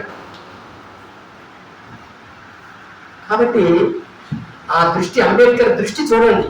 మనకి ఈ సామాన్య పదాలుగా కనిపిస్తాయి, దాని వెనుకున్న తాత్విక ఆలోచనలు అంబేద్కర్లో ఉన్నాయి. మనుధర్మాన్ని భూస్థాపితం చేయడం అది. కనుక మిత్రులారా, ఇలా అంబేద్కర్ గురించి ఎంతైనా చెప్పచ్చు, ఎన్ని రోజులైనా చెప్పచ్చు. కానీ కాలం మన కోసం ఆగదంటున్నారు కాబట్టి ఇక నేను ఇంతటితో ఆపుతాను. అవకాశం ఇస్తే ఆ ప్రశ్నలకు సమాధానాలు చెప్తాను, లేదంటే అధ్యక్షుడు వారు ఏం చెప్తారు. క్షమించాలి సార్, ఆకలి గురించి కాదు కానీ ఈ సమావేశాన్ని చాలా స్పెసిఫిక్ గా 10 to 12 సమావేశాలు అంటే చాలా టైం తీసుకుంది. అక్కడ తినొద్దని చాలా ప్రయోగం చేద్దాం అనుకున్నాం. 10 నుంచి 12:30 వరకు ఖచ్చితంగా ఇది అకాడమిక్ సెషన్ లాగా నడపాలనుకున్నాం. కానీ చాలా పరిస్థితి ఏంటంటే మనం గ్యాదర్ సరికి పాల్గొన్నాం. సరే, అయినా కూడా సారు విస్తృతంగా మాట్లాడారు. నిజానికి ఆయన గంటలు మాట్లాడే ఉంటారు పురాణాల గురించి, ఇతిహాసాల గురించి. వీలైతే మరొకసారి ఆయనతోటి అధ్యయనం, ఇట్లా ఉపన్యాసాలు కాదు కానీ ఆయన కొన్ని గంటలు మాట్లాడగలుగుతారు మొత్తం. కాబట్టి ఎక్కడైనా మనం అకామిడేట్ చేసుకొని భోజనాలు పెట్టుకొని, ఇట్లా కాకుండా మామూలు గ్రామంలో సభలలో అధ్యయన తరగతులు పెట్టుకుంటే మీరు ఏర్పాటు చేస్తే సార్ మళ్ళీ పిలిపిద్దాం. ఆయన రామాయణాల గురించి, మహాభారతం గురించి, భాగవతం గురించి, భగవద్గీత గురించి 100 లెక్చర్స్ యూట్యూబ్ లో ఉన్నాయి. మానవ వికాస వేదిక కొడితే ఉన్నాయి, వినొచ్చు, నేర్చుకోవచ్చు. మీరు ప్రయత్నం చేస్తే అంబేద్కర్ సన్న మళ్ళీ వీలైతే మేలో మనం క్లాసెస్ పెట్టుకుందాం. దయచేసి నేను ఇక్కడ ఆపమన్నందుకు నన్ను క్షమిస్తామని. ఎందుకంటే 1:30 చాలా ఆకలి వాళ్ళు ఉంటారు కనుక మనం భోజనాలు కూడా ఇక్కడ అనుకోలేదు, మొదలుకున్నాం కానీ అక్కడ కొనలేదు. కాబట్టి ఈ సమావేశాన్ని, ఈ ప్రశ్నని కూడా దయచేసి నన్ను మన్నించాలని, నేను ఆన్సర్ చెప్పకూడదని ఆపేస్తున్నాను. ఈ సమావేశాన్ని ముగిద్దాం, 1:30 అవుతుంది. సమావేశంలో మిత్రుడు అంబటి నాగయ్య ఉన్నాడు. 1 నిమిషం ఇకపోతే ఆయన మాట్లాడద్దు, రాజ్యాంగ పీఠికలు రావాలి, మీకు డ్యూటీ. మిగిలిన మిత్రులు కూడా అందరు ఇక్కడికి వస్తే మనం అందరం కలిసి ఒక ఫోటో దిగుదాం. రాజ్యాంగ ఈ పుస్తకాలు ఇస్తారు, అన్నారు అందరూ ఇక్కడ డయాస్ వైపు మీద కూడా ఒక ఫోటో దిగుదాం. నాగన్నేమో భారత రాజ్యాంగ పీఠికలు అవుతారు, మనం అందరం సరే మీరు పుస్తకాలు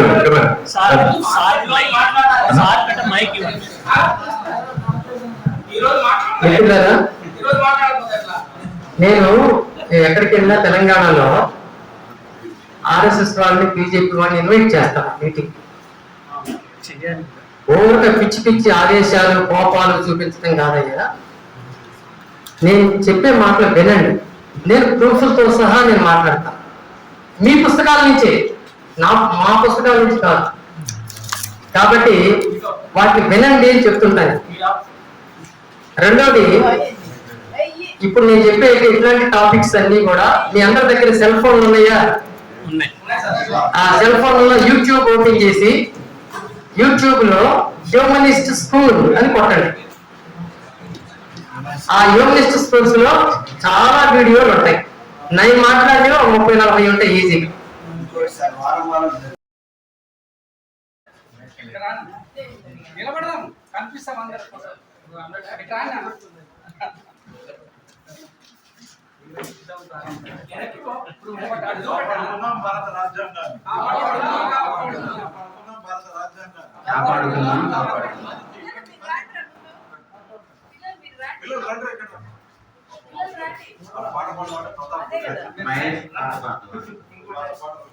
వర్ధిల్లాలి అంబేద్కర్ ఆలోచన విధానం. వర్ధిల్లాలి అంబేద్కర్ ఆలోచన విధానం.